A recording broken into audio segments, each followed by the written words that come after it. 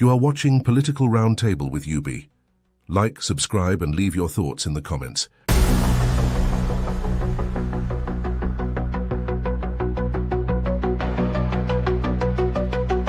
You are watching Political Roundtable with UB. Like, subscribe, and leave your thoughts in the comments.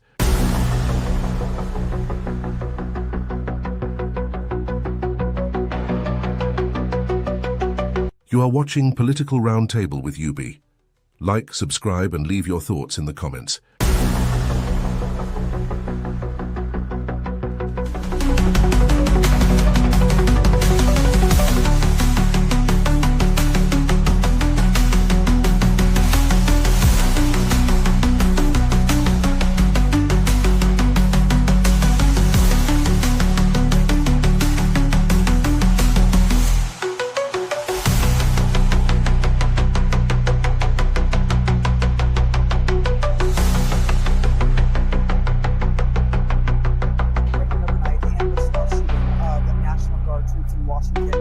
Has taken another tragic turn.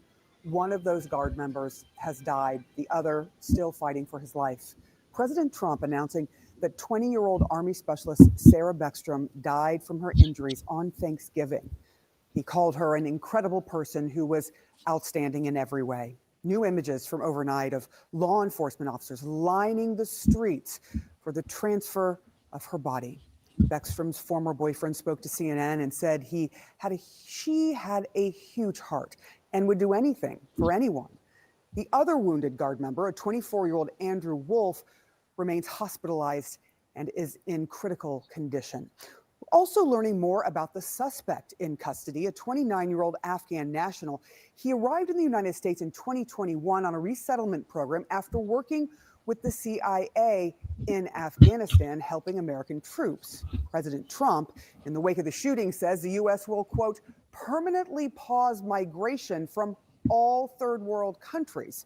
He also says the U.S. will re-examine all green cards issued to people from what the administration calls 19 countries of concern. CNN's Betsy Klein joining us now live from Washington this morning. What is the latest on this investigation?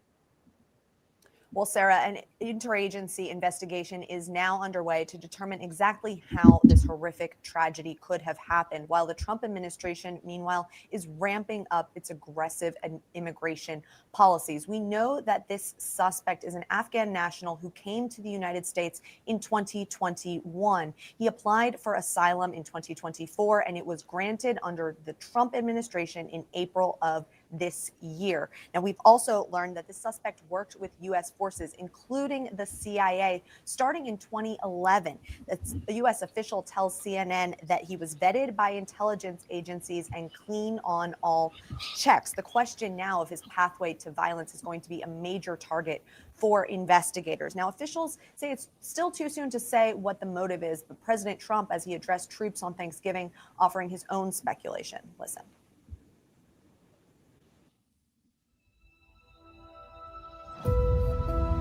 EVE Online is a vast...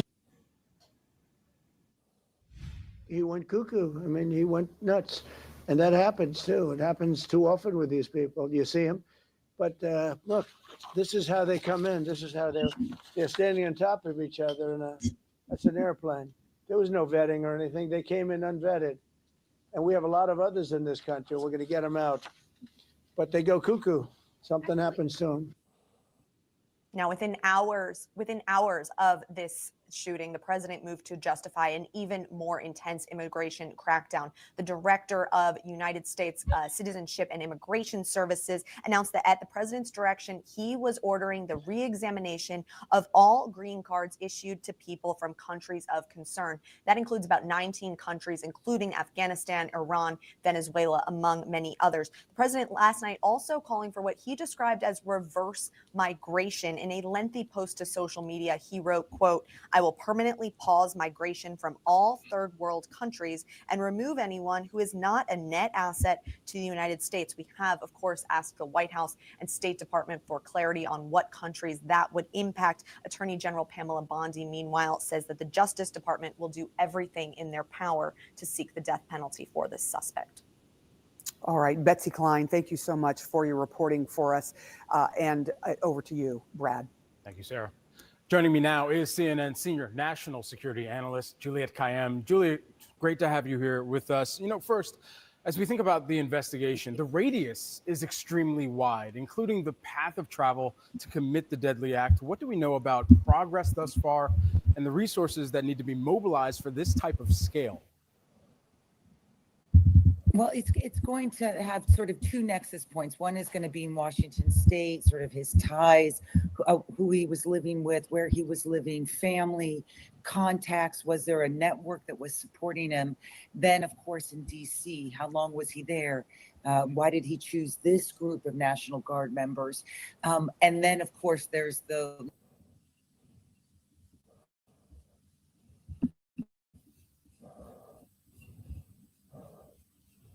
linkage between the two. Where did he stop?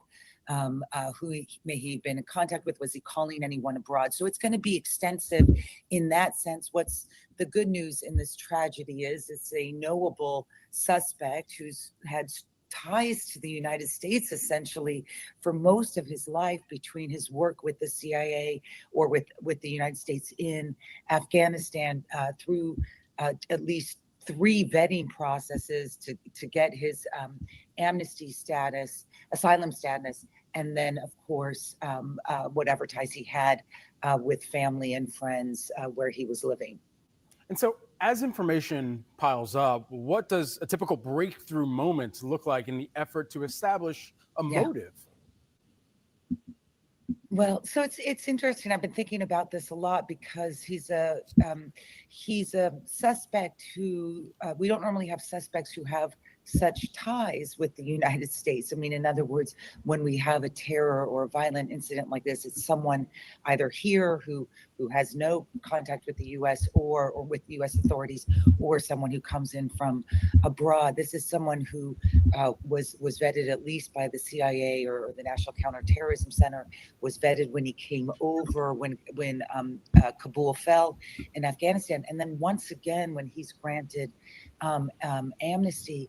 Look, there's a lot of politics behind this. I think we just need to step outside of that and say either the vetting process was bad, missed something key, or the radicalization process was fast, that between the time he received amnesty a couple months ago and now, something happened. So investigators are going to look at some trauma in his life, something that happened in Afghanistan that he blamed the United States for. Juliette Kayyem, thank you so much for taking the time, breaking this down this morning. So in terms of where things stand this morning, there are some questions about specifically all these countries, right, that the president has referred to, which he calls, quote, third world countries. When we look at the reexamination process, there is also, Eugene, there is a concern about focusing too much on the country and what the ripple effect could be for those who are here in the country who are not a threat. How do you see this playing out? Well, that will be a real issue that we've already seen risen by Afghan communities and the associations that welcome and help resettle refugees. There's a real concern about keeping Americans and immigrants safe, how the Trump administration goes about doing that without harming and discriminating against those who have come here to actually be, as he would label it, an asset to the U.S. isn't yet clear. There's some concern that he may not be able to do that in a way that is fair, but he hasn't detailed his immigration plan yet in terms of how he's going to keep Americans safe. And I assume that there will be pressure on him to clarify that. Malik, the president, and these are the president's words here, said the suspect went cuckoo. There are questions about what may have happened in the wake of that asylum being granted earlier this year. How do you anticipate looking into what changed perhaps for the suspect, what may have changed for the suspect is going to impact this investigation into thousands, tens of thousands of others? Well, it seems to be very clear that there was obviously a relationship that the United States had with this particular guy.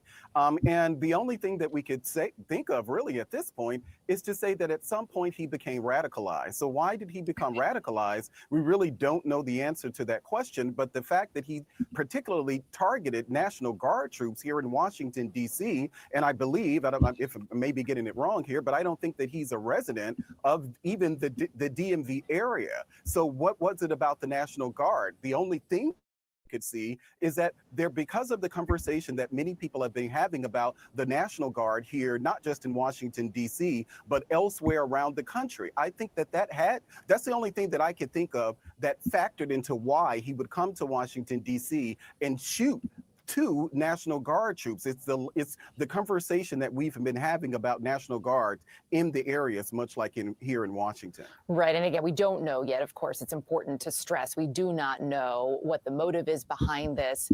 So much still needs to come out in that investigation. Daniela, the president very quickly, in the wake of this, saying he wanted to add an additional 500 National Guard troops to the district. Of course, this is all coming amid, right? And then shortly after that, we had the emergency motion that was filed because a judge had ruled last week that the initial deployment of those troops back in August was actually illegal. As all of this comes into play, there have been security concerns raised about these National Guard members by a number of folks, former intelligence officials and former military who I spoke with, certainly in the wake of this on Wednesday night, said they were concerned that those 500 additional troops could become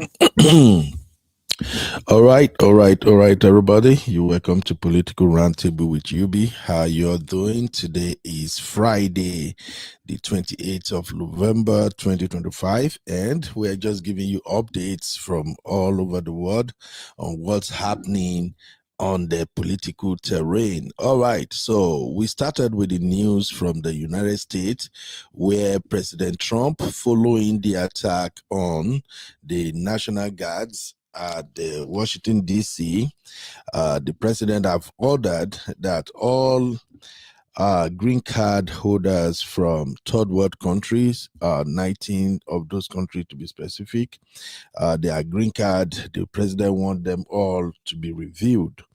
Now, I check on the list, and can I say luckily for Nigeria in particular, since that's my country of interest, Nigeria is not on the list, and I think that's a good news.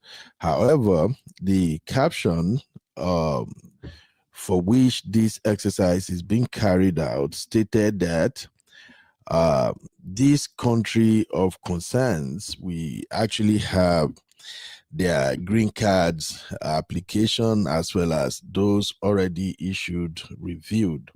Now, if you remember, Nigeria was recently designated as country of concern, which has brought a lot of issues to our political stability in Nigeria. Of course, President Trump, we gave him a lot of credit for taking that lead to actually pinpoint the fact that we have Christian genocide going on in Nigeria. But that is not the focus of this particular segment right now. This segment is focused on the countries that were affected by this new presidential order. So for those who are not aware of it, I'm just going to read out the affected countries. So if you look at my screen right now, let me expand the screen so you can see it very well. All right. So countries on green card review, that is 90 countries of concern. On the top of the list is Afghanistan. Then we have Burma, we have Chad. Of course, Chad is the northern part of Nigeria. We have Republic of Congo, that's Congo, Brazzaville. We have Equatorial Guinea, Eritrea. Those are like African countries. And then we have Haiti, Iran, Libya, Somalia, Sudan, Yemen, Burundi, Cuba, Laos, Sierra Leone, Togo, and Turkmenistan, as well as Venezuela.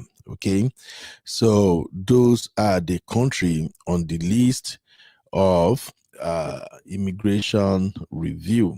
Now, I pray that this should not affect Nigeria. I wish and I pray it won't affect Nigeria, because if Nigeria is included on this list, it's gonna be brutal, man. A lot of people gonna be affected by it. So that is the news emanating from the United States. Now, investigation is still ongoing as regard why this Afghanistan dude decided to attack the National Guards. As far as I can tell, the National Guard are usually like the coolest part of the United States Armed Forces. They are usually called upon to at least get involved when we have situations regarding unrest in the country. And I still don't know why somebody would decide to attack them. So please pray for United States. We pray for peace. We do not want incidents like this. And I want to encourage everybody, especially Africans, if you are from Nigeria, as well as those countries that are already on this list, I would advise that you have your document prepared and be ready at any time when you are being asked to submit any document or to make yourself available for review. All right, you're welcome to Political Roundtable. My name is Benu Real, and this is UB and the Real Fam. Now, let's get to other trending stories. You are watching Political Roundtable with UB. Like, subscribe, and leave your thoughts in the comments.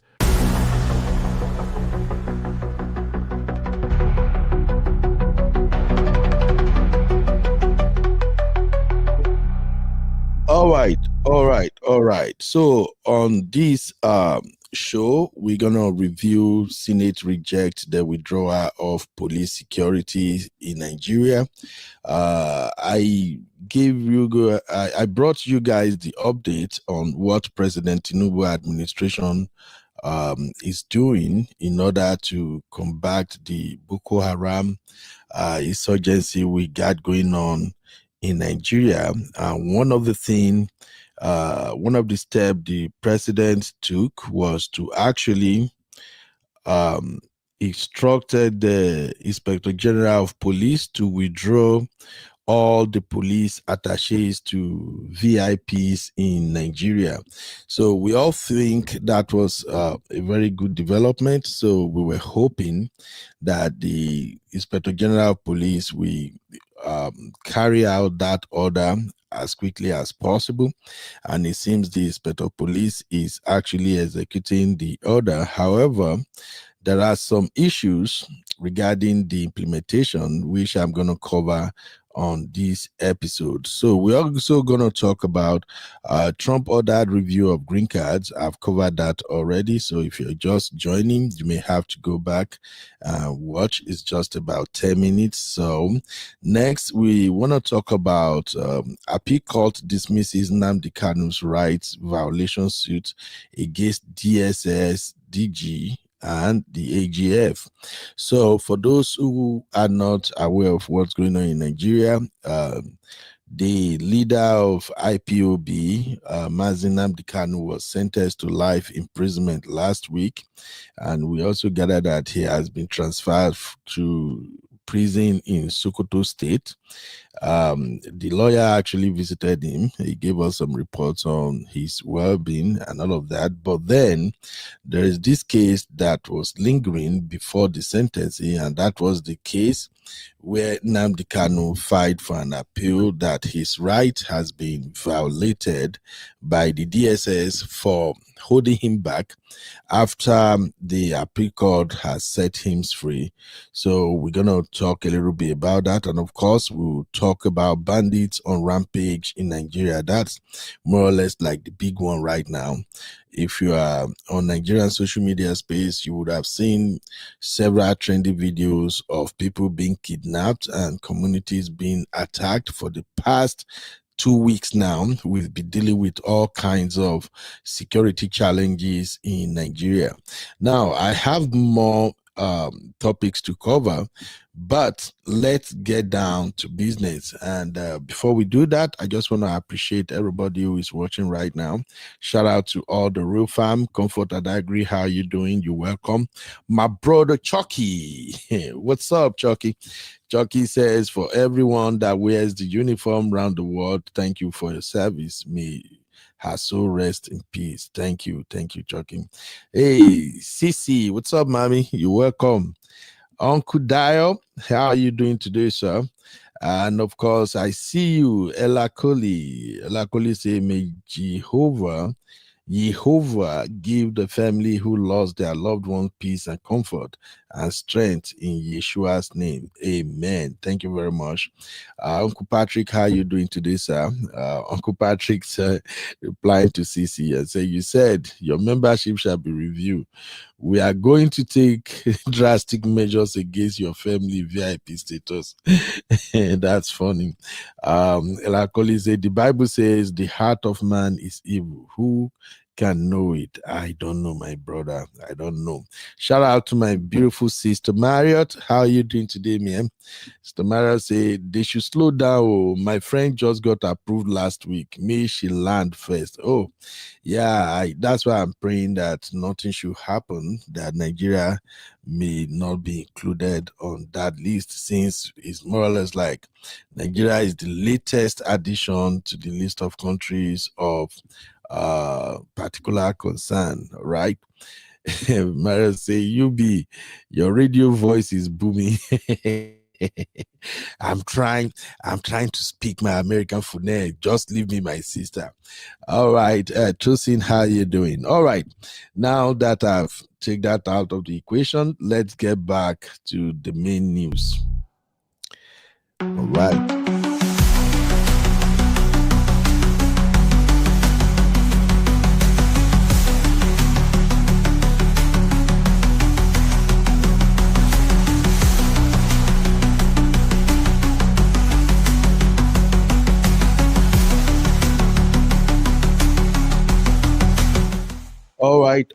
All right. You're welcome back, my people. How is everybody doing once again? So we're starting with the big one, and that is the withdrawal of police personnel from VIPs in Nigeria. Now, this issue have beginning to generate some controversy. For me, I don't really see it as controversy anyway.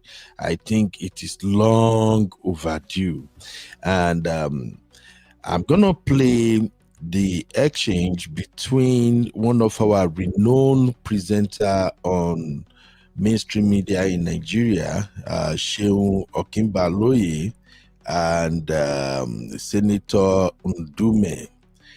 It was a heated debate between Sheun and Senator Ndume, while they were having conversations surrounding the withdrawal of police escort from VIPs. Now, Ndume made a very valid argument, because he actually stated that there are some of the people, especially the elites who are part of the Nigerian political class, who actually have as much as 10 to 20 police officers on their security beck and call.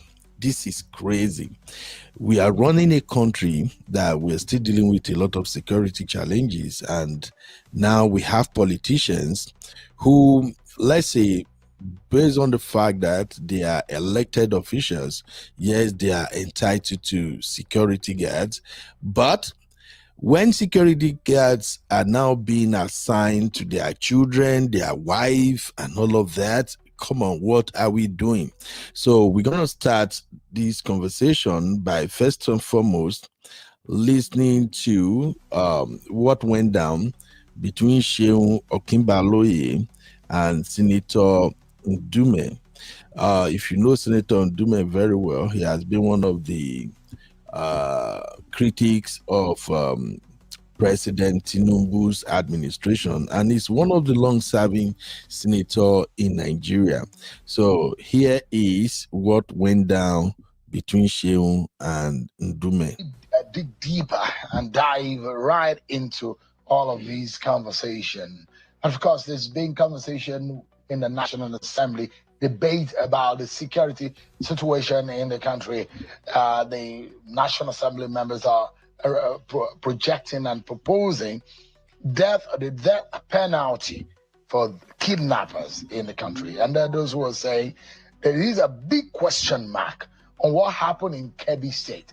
How would the military would have been withdrawn? Who gave the order for them to have been withdrawn from the scene before the kidnap or the attack on that school happened in Kebbi State? What exactly went down? And how is it that we are not able to secure ourselves and now we're having sporadic attacks on different parts of the country, especially schools, and the federal government is now forced to close some schools, and some states have given an order for schools to be closed. So none of these are assurances that things will get better. There are heated debate on the floor of the Senate, as we saw yesterday. But there is a particular conversation that got me thinking. And it was a question asked by a Borno senator.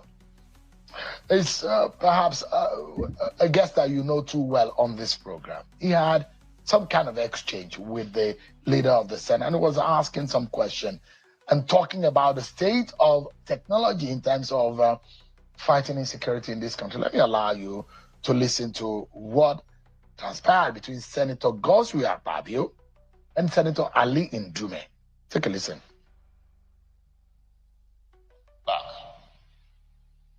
The only thing that they can do is to track.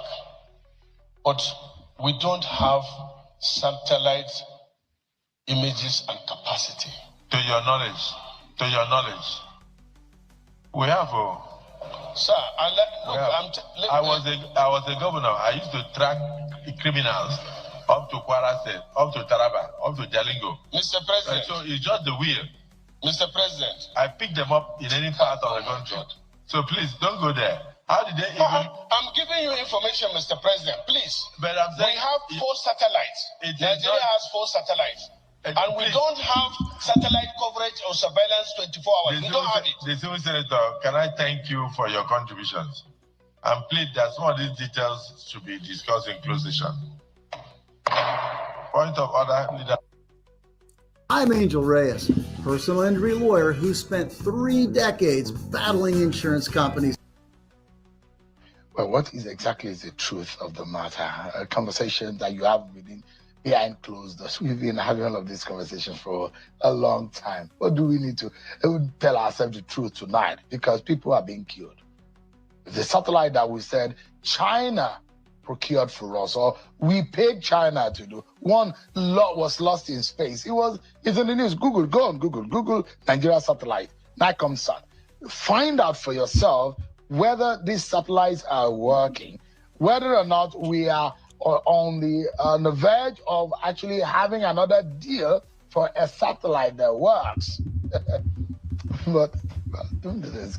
Some things in this country. Well, let's get the conversation going. And when I saw that video, I made a call to the senator. They come and talk about this, and let's talk about the security situation in our country. Senator Ali Ndume, Senator representing Borno South in the National Assembly, is live for us here. Thanks so much, Senator, for joining us tonight. Thank you. After that engagement with the Senate President, have you been able to go back and do some more research about the situation of things? Because it does look like you have your own facts about how many satellites that we have. But I'm very sure that you probably would have made more calls or spoken to some people or done a bit more work on it, because it's disputing it. Maybe there's an information the Senate President has that all of us don't have. Well, Sean, thank you very much. What happened actually is unusual. Number one, I'm a senior senator. The Senate President sitting there is presiding. He's just to preside. When I speak, he should have allowed me to speak my mind freely. And then if the information I provided are not factual, then he can enlighten me. But how can he? I know I take so many things these days, and it's embarrassing sometimes. How can he say, for example, don't go there? I'm a senator. Maybe it's because it's a sensitive security matter. No, if it is sensitive, then up initio, we'll say that this motion is sensitive because we want to discuss everything that matters about it. But what is sensitive besides the information I'm giving? I know that Opabio has been in the business of communication, but that doesn't mean that somebody like Ndume is ignorant. I'm in the business of GSM too before I came into politics. So at least, and every Nigerian, and in fact everybody. But you know that we have one of the fundamental problems we have in the security sector is that we don't have ability to track criminals real time. And the satellite we are talking about, Nigeria has only 4, and one is, as you say, it has issues, but we had 4. That is big enough, but it's not adequate to solve the problem, the security challenges. Why are we not able to trace the general that is missing in action? It's because we don't have adequate tracking system.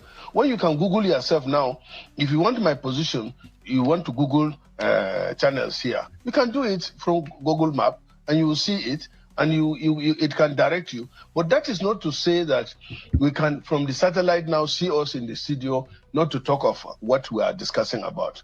But anyway, that one is gone, and we said that we are going to discuss that matter in a close. I'm very interested in technology which you went into, because this warfare that the nation is facing is not something that we can face with just bare hands and just guns and shooting guns.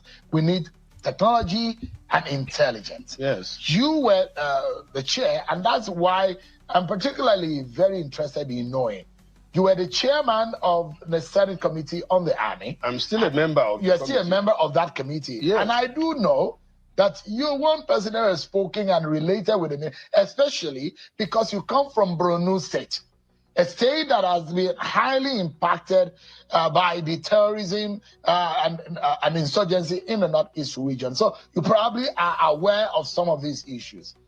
It's important for Nigerians to know where our deficiencies are so that we can pick ourselves. So this embarrassment is too much. These ragtag, these people that are less than 4,000 or 5,000, terrorizing a population of 200 million. It's shameful. Yeah. And if we cannot call ourselves to order and say, what exactly do we need? How many satellites do we need to be able to monitor? Do we really have the satellite? If you have the satellite, why not call NICOMSAT? Why not call the Minister of Science and Technology? Who are the people that are supposed to be asking questions? We're talking about the families of dead citizens of Nigeria, innocent citizens that are dead. Why are we not waking up in this country? Senator, what do we know? What do we have in terms of manpower? Do we have the technology? Do we have the IT to be able to fight this terrorism? Or we're not using them? You look agitated. I'm very pained. My state is affected. Your state is affected. Now you feel the pitch. When we were talking about Boko Haram 15 years ago, in fact, I was nearly sent to prison. Because as I was talking, the way I'm talking now, the government then wanted to make me a scapegoat. But that is by the side. Let's go to the important, not lamenting, not getting frustrated. No, just calm down. This time I'm the one that will calm you down. Okay, we have a problem. We must admit that we have that problem first. But fortunately now that the government, the president is looking more responsive than he was. These measures that he has taken recently is commendable, but that is not enough. The major problems are known: training, equipment, ammunition, and motivation. Let me take it one by one. The training. Senator, just a moment. The question that I asked earlier, and we will go to all of those issues, is this satellite matter. We cannot sweep it on. Okay, let me tell you the matter. Do you know the reason? You know the reason why I'm going to ask this question, and we're going to investigate. Nigeria has paid money. Yeah. We've invested. Yeah. It's like the CCTV cameras on the street of Abuja that suddenly disappeared. Who got the contract? Who paid for it? Where are the CCTV cameras? These are supposed to fight crime and criminality. The same thing with our satellite. How the federal government should come out to tell us how many satellites do we have? Why are we not able to track these criminals? Don't we have the technology to be able to track them? GSM technology, satellite technology. We need answers in this country. And that's why we cannot sweep it under the carpet, Senator. Well, you are asking me as if I'm the DG. No, because you're a member of the Senate committee. Nigerians need to know. Shogun, you have started again. You come here to interview me, not to interrogate me. I'm not interrogating you. This is what you are trying to do. I'm not here for I want us to stay on that matter. I'm even more interested. I'm telling you from the sources I have, and I don't have to tell you the sources, is that Nigeria has 3 satellites in the outspace there.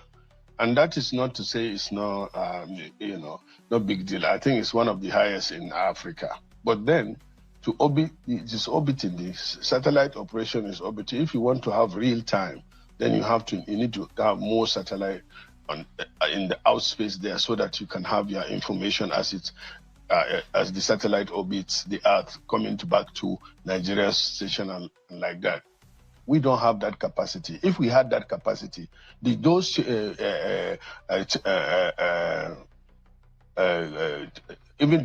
beginning from the Chibok girls and all that, when America was giving us information, they had their satellite on us, and that's why they were able to give us further information, because if they zoom on that, you get it. But in that Nigeria's case, it's not there. We don't have the satellite images that is required. We only have aerial images, like the Nigerian Air Force has what they call UAVs, about 6 of them or so.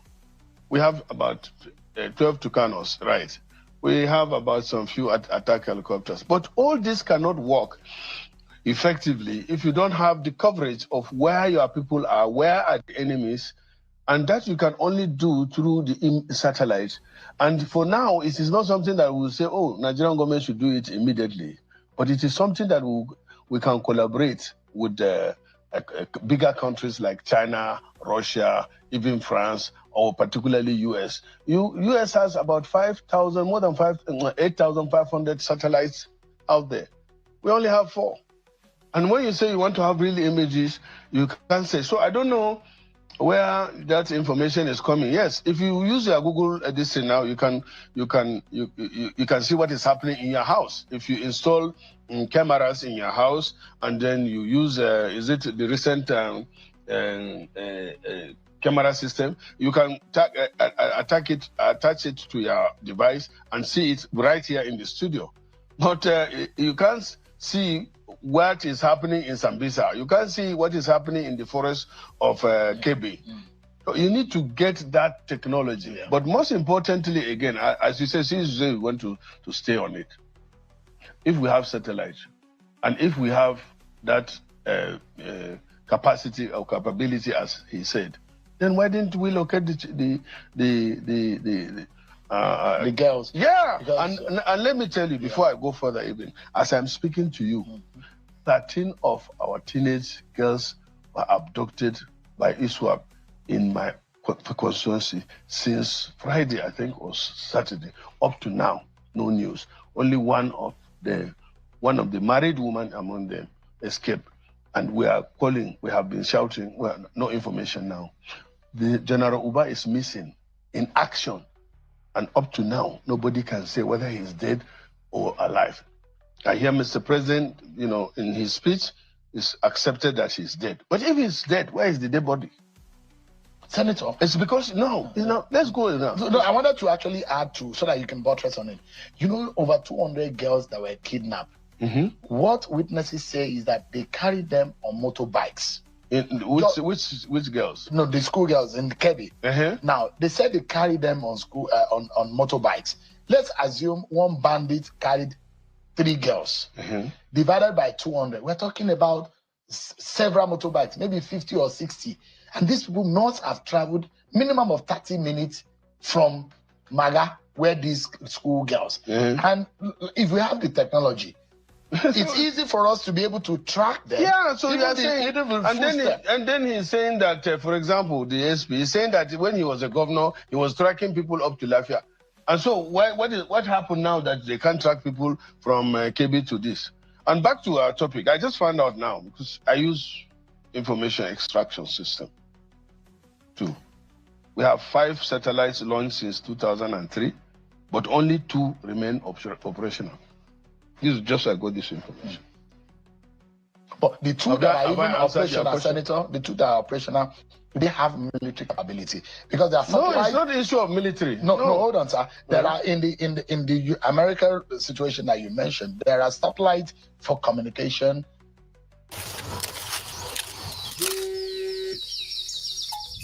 Hi, Mrs. Thompson. How can we help you today? With Quo's business phone system, you can automatically route calls to the right person on your team so you can stay focused on the task at hand. So glad we got this all working. And for communication purposes, and there are satellites for military purposes, you know. So this satellite that we have, the level and the capacity also depends whether or not they can give us real-time military capabilities that we can use in warfare. That's another question for another. But that is not my question. I'm not a military man, but I know that if you want to track, you must get real-time. As I said, we even have AUVs, 6 of them I think about with the Nigerian Air Force, but you still have the problem. And even with that, one of the major problem we have that you say, I don't know, you say we should not talk about is, look, the Nigerian army, we are talking about Nigerian army. We are talking about Nigerian army. We are not talking about police. We are not talking about, civil defense. We are not talking about this. All these put together are supposed to be the ones in charge of internal security. And the Nigerian army is supposed to be, deployed when those are overwhelmed, like what is happening in some countries. You understand? But most importantly, now that the president has, stood up to even say, okay, we are declaring emergency over security, which is good, by starting recruit 220,000 more soldiers. That is good. And the police means 30,000 or other security agencies. That is, you are putting about 50,000 additional boots on the ground. But that is not enough. You have to equip them. You have to pay them. For Senator, on the issue of withdrawal of VIPs, what do you make of that decision? I have been calling for that since. This is one of the commendable things. This is where I'm going, my people. And it should be implemented effectively. We should see it on the ground. I thought today I will not see so many police in the National Assembly, but there is still crowded police in the National Assembly. So I don't know what the IGP is talking about. So you're saying that now the ones in National Assembly should be withdrawn from senators, from House of Reps? Everybody. Security. If you secure Abuja, why do you need police attached to personalities? Even your own. I don't have a police. I only have an orderly. Okay. Who is a police officer? No, let me tell you my own. I'm not saying I'm excused. My issue during that Boko Haram peak.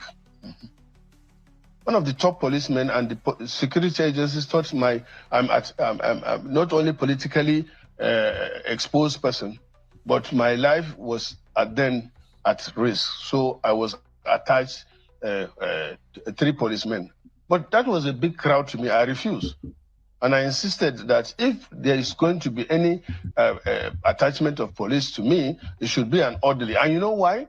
Because I'm an accused person. So I need police to monitor me so that next time they don't say I've gone to, I had a meeting with social people or all that kind of a thing. So I need that plain clothes police by me so that he will now testify as to even my movements, as to who I relate to, but not to protect me, no.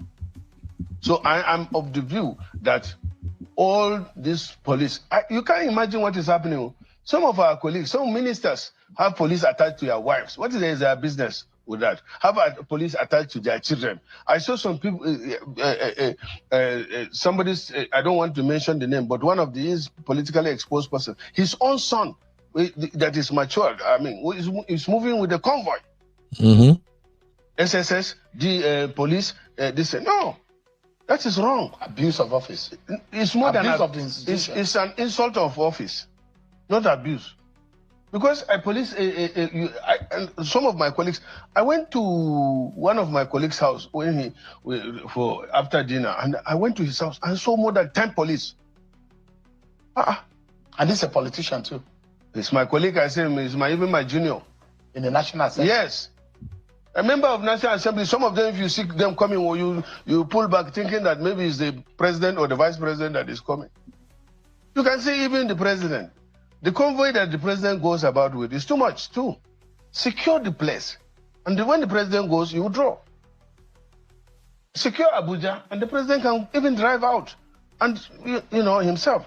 But when you secure personalities, and this is what is happening in Nigeria, then others, common people, as we call them, become vulnerable, and we don't care. So if you secure Abuja, then you can drive at night. And let me tell you, this is what is happening in most countries. I recently traveled to Abidjan here, Cote d'Ivoire, and I was very scared of going out, you know, to explore the situation. But the people in the hotel told me, now you can go, nothing, it's safe, you can go around. Crazy. There's no kidnapping there. There's no armed robbery. In Cote d'Ivoire here, in Ghana, the same thing. If you hear, the one time they hear about armed robbery in Ghana, it was Nigerians that wanted to introduce it there. And before you know, they were apprehended. Where are we? In Ghana, I wanted to go to get, I came in the night, wanted to get some, please hit the like, please. And there's a mall, I saw the sign. The lights are low, please help us hit They said, the no, it's like. safe. Even as I was going out, even ladies were going up and down. In Nigeria, can you do that? Even from your house here, can you take a walk from here to Asokoro? No. Please, let's get the likes up. Senator, give me a moment. We need to go on the break. When we come back, we'll be talking about remuneration, the payment. All right. So there you have it, the argument between Shehu Okimbaloye and Senator Ndume. Shout out to Sister Natu. How are you doing, my lovely sister? Sister Natu said, I know someone that is a staff of National Assembly. He has 2 police. Frankly speaking, I think there is abuse of power with the way they are using Nigerian police. And this does not make sense at all. We live in a developed world. Over here, we don't see police guiding the wives, the children of politicians. I think even the Senate here in America, I think maybe they have about, is it 4 Secret Service or 2? I don't know. I will look that up. In Nigeria, everything is about the elite. It's always about the elite. I don't get it. The report we got when President Tinubu ordered that all the police guiding VIPs should be withdrawn was that Nigeria has, I think, 371,000 policemen, and about 100,000 are assigned to VIPs. Who does that? Although the Inspector General of Police, on the report I saw yesterday, he denied. He said they only have about maybe 12,000 policemen that are providing security services to VIPs. I don't know. But let us have this poll first so we can move on this conversation, my people. Poll 1. Should all right, let me ask you like this.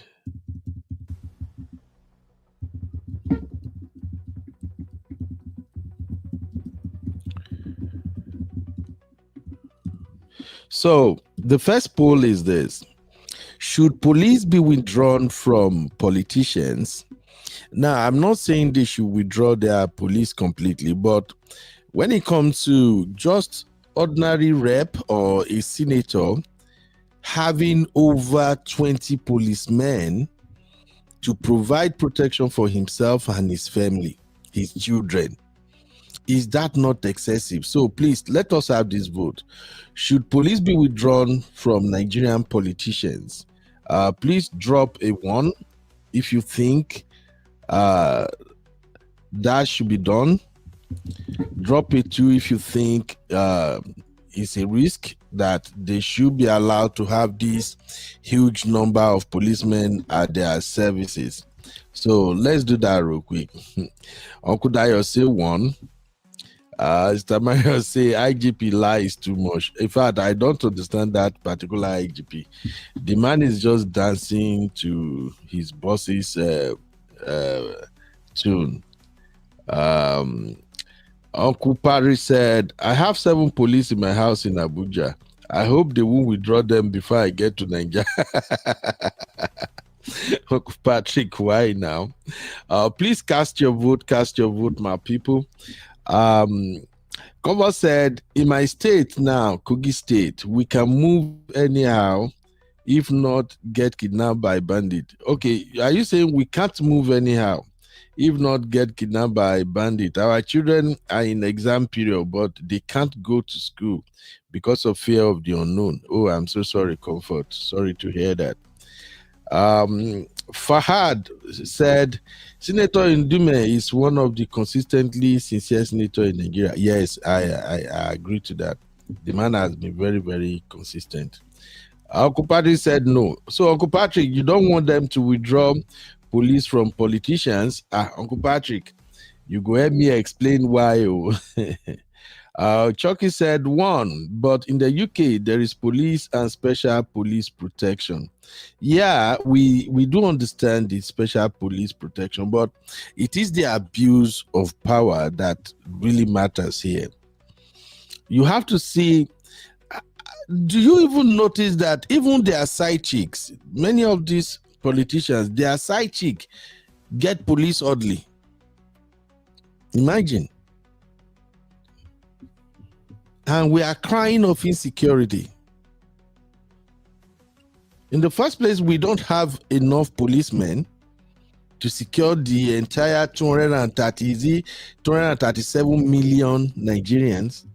Imagine 237 million Nigerians to a police strength of 371,000. The math is not mathing. And out of that 371,000, almost 1/3 of that are assigned to protect VIPs. It's crazy. Shout out to my brother, Comparable Facts. Uncle Beno, can I come in briefly? Yeah, you can come in, sir. Let me share the link. This is madness, guys. This is madness. Asabe, how you doing? Asabe said they are providing security for them. What about the citizens of the country? I wonder. That's the question we're asking. Mr. Natu said one. Okay, their security should be withdrawn. Oyinda, how you doing, my lovely sister? Oyinda said one. I have met my state representatives here in the US, and they are not getting any special treatment. What's so different from them and the common man? VIP UFO. The truth of the matter is, because of the insecurity that, to me, that insecurity situation in Nigeria is allegedly created by these politicians. The governors get security allocation, they embezzle it. The policemen were not treated well. Have you been to their barracks? Have you seen them? Majority of the Nigerian policemen don't even look healthy. How much is their salary? And when they assign them to all these politicians, they get paid way more. Who saw this skit by what's this guy's name again? Something Governor Ameneke. Let me see if I can find his skit. He made one skit. That skit sounds very funny. It looks like, oh, it's just a comedy, but the guy was actually on point. Governor, is it Ameneke or Amuneke? Kevin Blank or something. What's his name? Hey, good.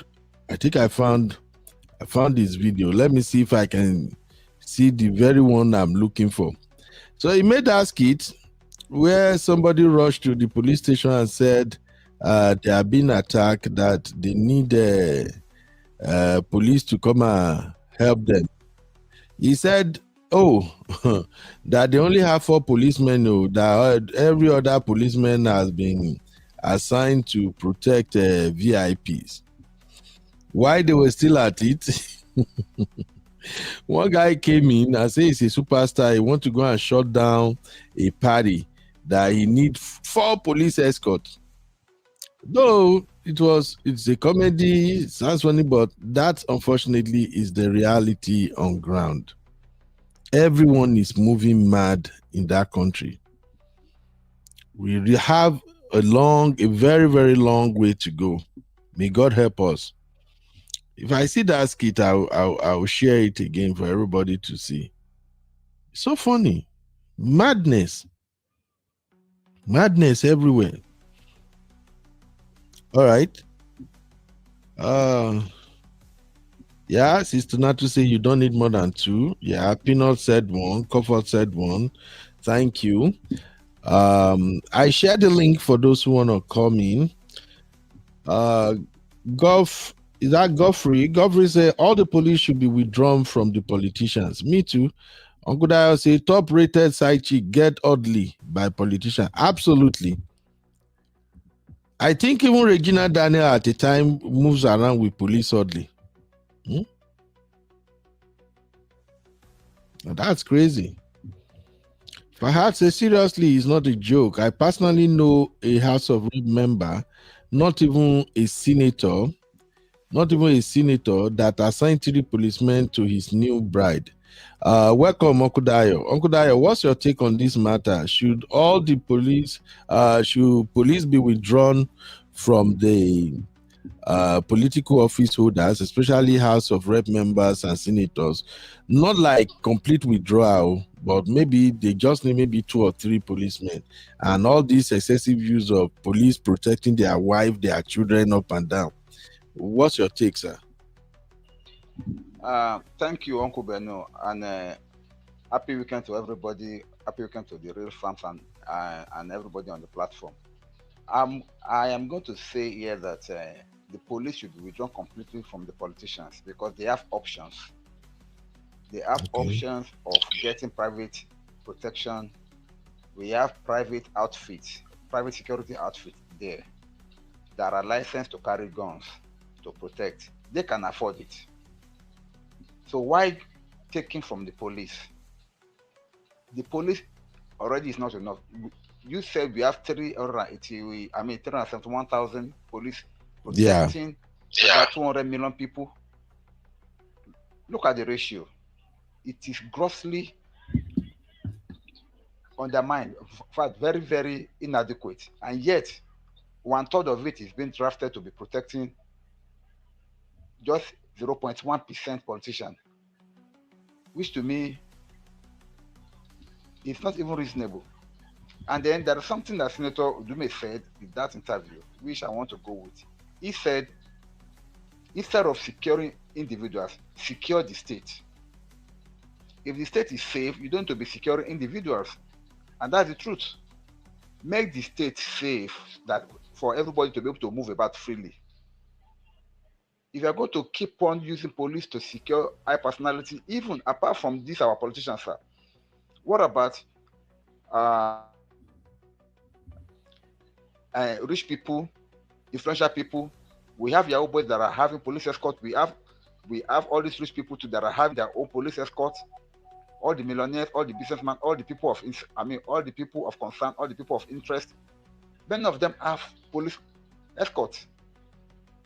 Even our musicians, our celebrities, they have the police escort. So if you cannot put a stop to all this, where are we going to get the protection from? That means security is for people that only have the money. It shouldn't be so. Let everybody that needs protection, let them get their own private protection outfit. And moreover, we have civil defense, Nigeria Civil Defense Commission. It is their job. They too, they carry arms. They can protect you guys. The police is greatly, I don't, for lack of good words, they are grossly inadequate by their numbers. to protect Nigerians. So what I say is that they should remove all the ones that have been assigned to politicians and let them face the security of the state. Thank you. Yeah. Thank you very much, Okudayo. Mr. Comparable Fact, do you want to add anything to that conversation about the withdrawal of police from the services of these VIPs? Yeah, greeting everybody. It was just an interesting topic. I hope everybody has a nice Thanksgiving. Yeah, I'm only just going to be here briefly, with the permission of the wife, because we are still on holiday, family member over. So yeah, she gave me the permission. I'm not going to stay that long, but with that regard to everybody, I greet everybody. So let me start from I'm gonna contribute, but let me start from your first topic because I listened briefly when you were talking about what's actually vibrating in America right now about the shooting in DC. You made a certain comment, about the 19 country that has been designated a country of CPC concern. That's on terrorist level. So that's why they designed those ones, So, but I feel sorry for what's going to make because when they said they're going to re-examine every green card holder because, they are chasing a rabbit hole in that regard because innocent people, will suffer the consequence. Why am I saying this? Because even at all, if you don't have any criminal background in your place, any minor, like if you have a ticket, with the way this government is trying to meet their quota, if you have just a ticket, among those countries, they're going to use it as an opportunity to deport you. Because if you look at what we have at the deportation area right now, about 2/3 of those people, they are being deported or whatever, they are here legally and they don't have a green card. So that quota is very important to the present government we have right now. They have to meet it any means necessary, and in the eyes and bonuses. So when you have a point, you're giving people bonuses. They're going to do anything possible, whether right or wrong. But where I'm trying to go is that you made a point whether that's going to affect Nigeria, because Nigeria has already been designed as CPC, but that's different because that's on religious ground. Nigeria is not part of the terrorist something, so it's not going to affect Nigeria. What Nigeria is going with USA right now is about the religious, humanitarian, CPC level. It's not about terrorists or any other thing. So definitely, it's not going to, affect us. So I just wanted to clear that point, But look at what this concerns Nigeria. What this Afghanistan just did, like you said, he was vetted and everything. That was during Biden time. But he was recently under this government clear to work with CIA about 3 months ago or whatever. For somebody to drive all the way from Washington, D.C. to perpetuate this kind of crime, that means this is exactly what we are going through in Nigeria. America has definitely witnessed what we are going because this is the first incident I have seen whereby somebody who was a terrorist or whatever, was reintegrated into the society and he came and perpetrated. Is that not the same thing we are going through in Nigeria? So the point I'm trying to make, a terrorist will always be a terrorist. It doesn't matter. And I don't care what they find out in USA. That guy was a terrorist before. He just used the CIA or whatever forgiveness, integrated into the society to come and commit this crime. Nigeria has been going this in decades about reintegrating of the terrorists into the society. Nothing is going to make them clean. This is why our military is being infiltrated. Everybody is complicit in Nigeria. Nigeria has been going through that for many, many, many years. So I don't know what's going to happen in Nigeria. This is that's exactly what's going on. Terrorist is a terrorist. There's nothing you can do. They have been cultured to be like this because it's like if they become terrorists or whatever. I mean, I'm not an Islam, but from what I know, they will be going to heaven. So they're not going to change in that regard. So let me leave that alone. We're talking about Nigeria. So wait, comparable fact. The part that interests me the most is when you said Nigeria's situation is all about Christian genocide, and you don't think Nigeria can find themselves in the list of countries that may be affected by this green card wahala going on right now. Are you saying there is no way Nigeria can get on the list? No, it can't get on this because that was on religious ground. The CPC that was designated for Nigeria was on religion ground. But this 19 country, what just happened yesterday, is for terrorism. Right. So it has nothing. It has no relationship with what's going on in Nigeria. Nigeria cannot be included because that was just on religious ground. Right? Okay, Nigeria has well, never been designated as a terrorist. So those are 19 countries. But I don't know. I don't know why they include some of the third world country like Sierra Leone, Congo, and something like that. Maybe they are trying to use it as a scope, but Nigeria has not been in that condominium.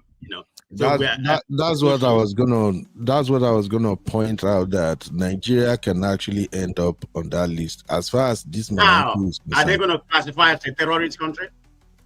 Don't we? What are we talking about, sir? Don't we have terrorists in Well, Nigeria America has already? not classified us as a terrorist country. There's a genocide going on right now. Is Boko Haram not a terrorist group?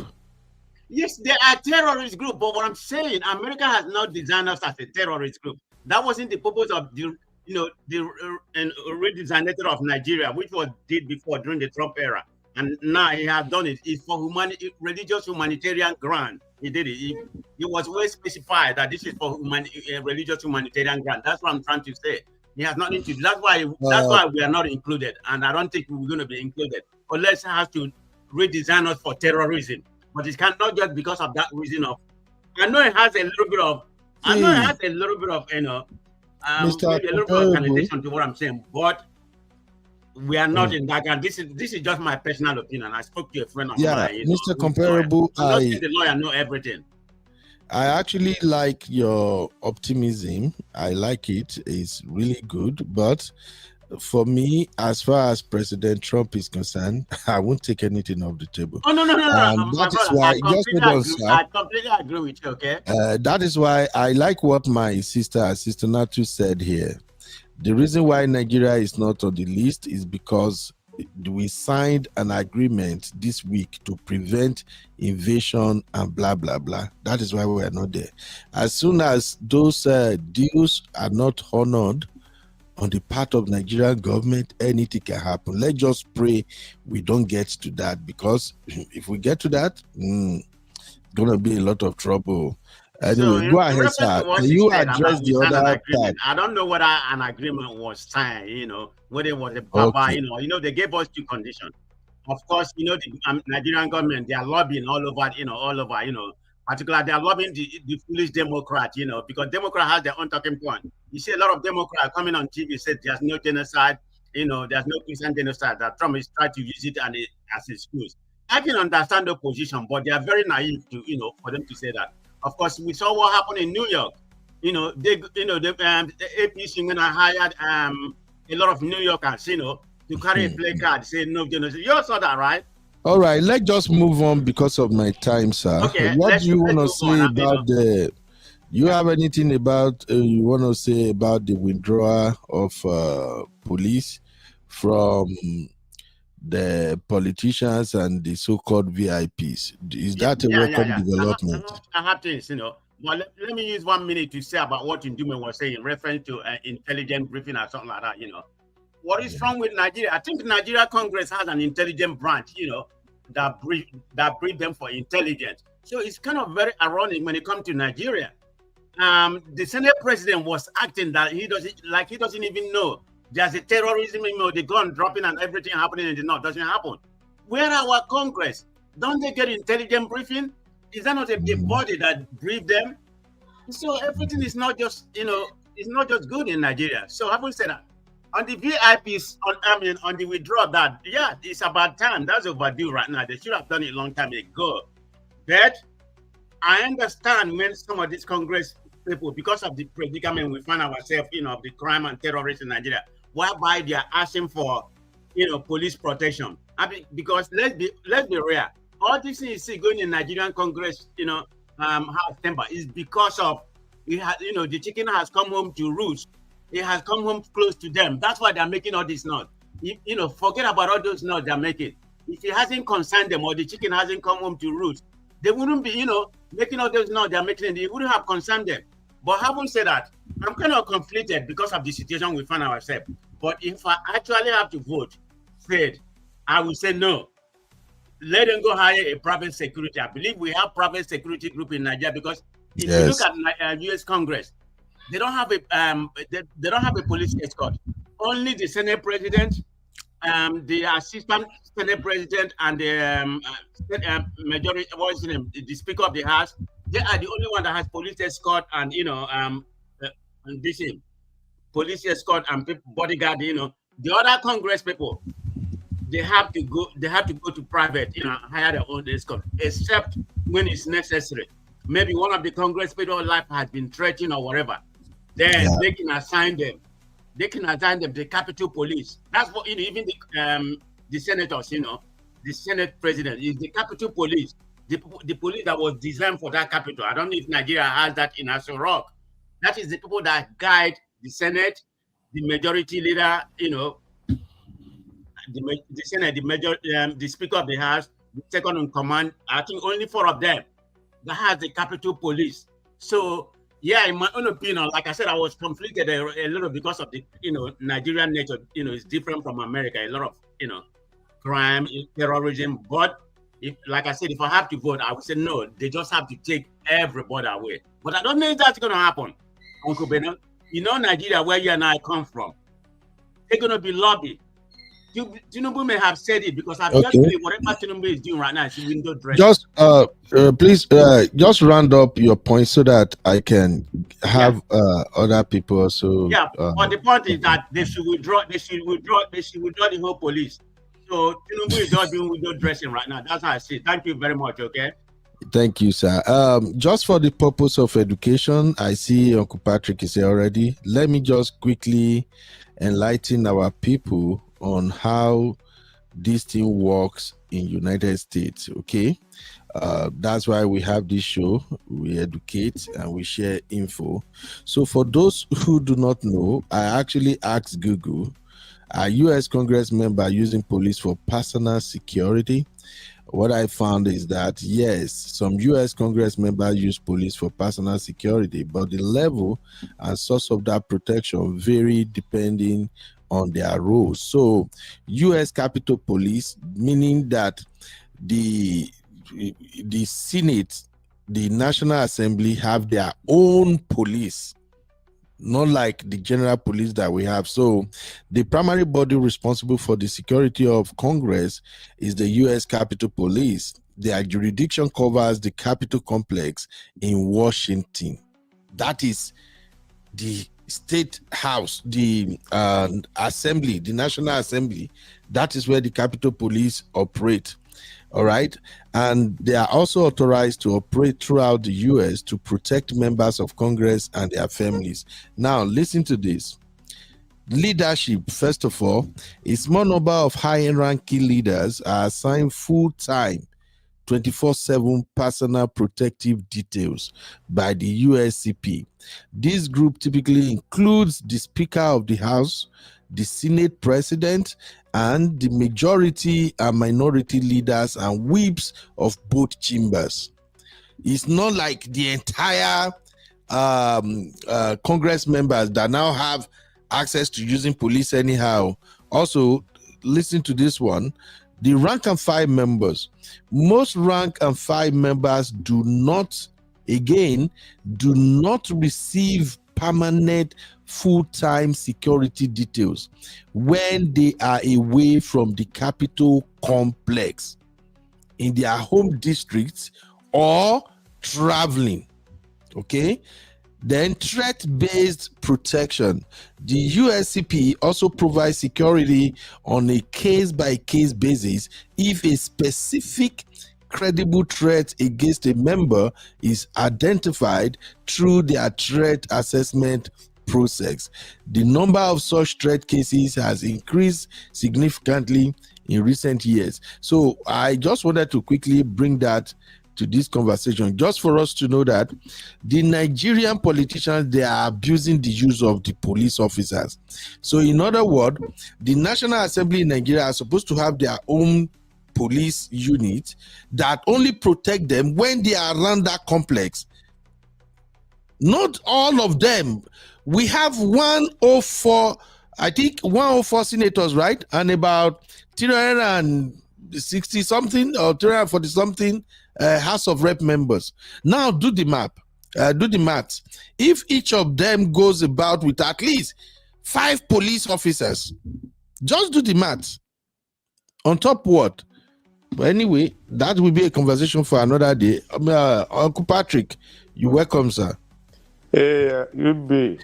Yes, sir. I just got a call from my house in Abuja. They withdrew my policeman. You are in a big trouble for doing this show. Uncle Patrick, that means you are part of our problem then. How can you be in the US and you have 7 policemen in your house? We will probe you, sir. Yeah, they can protect my property. I'm safe here. Oh my God. UB, on a serious note, Nigeria is, I don't know how to describe Nigerian situation. I have a very small boy that just came from South Africa, 419. Can you believe? Not even a police. A soldier with a gun was following about in the jeep. A soldier with a gun. This guy is not a soldier. He finished high school.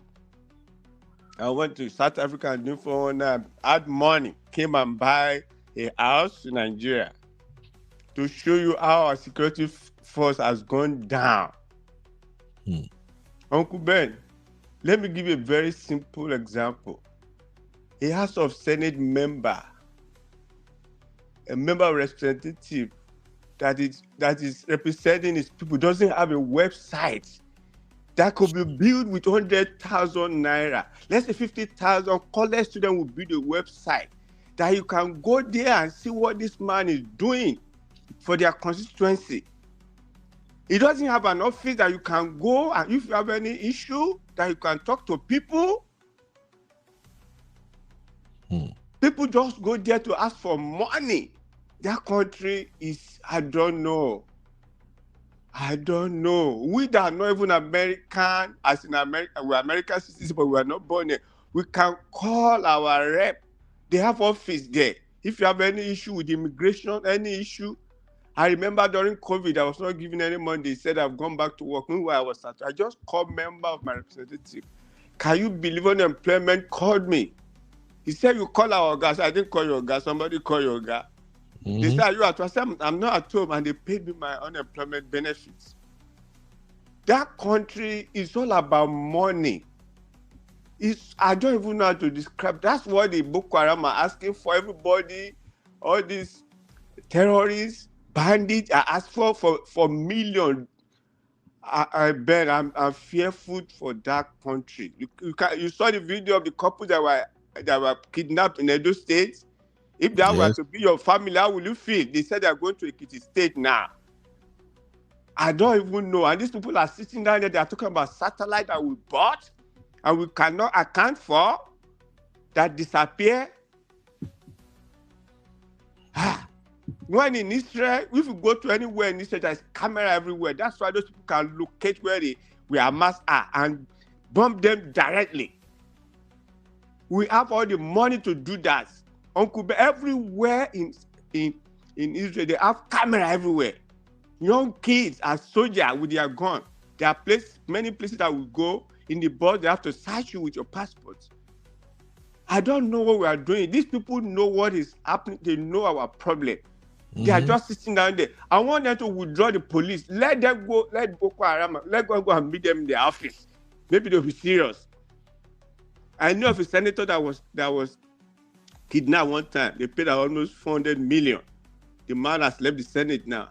I don't want to mention his name here.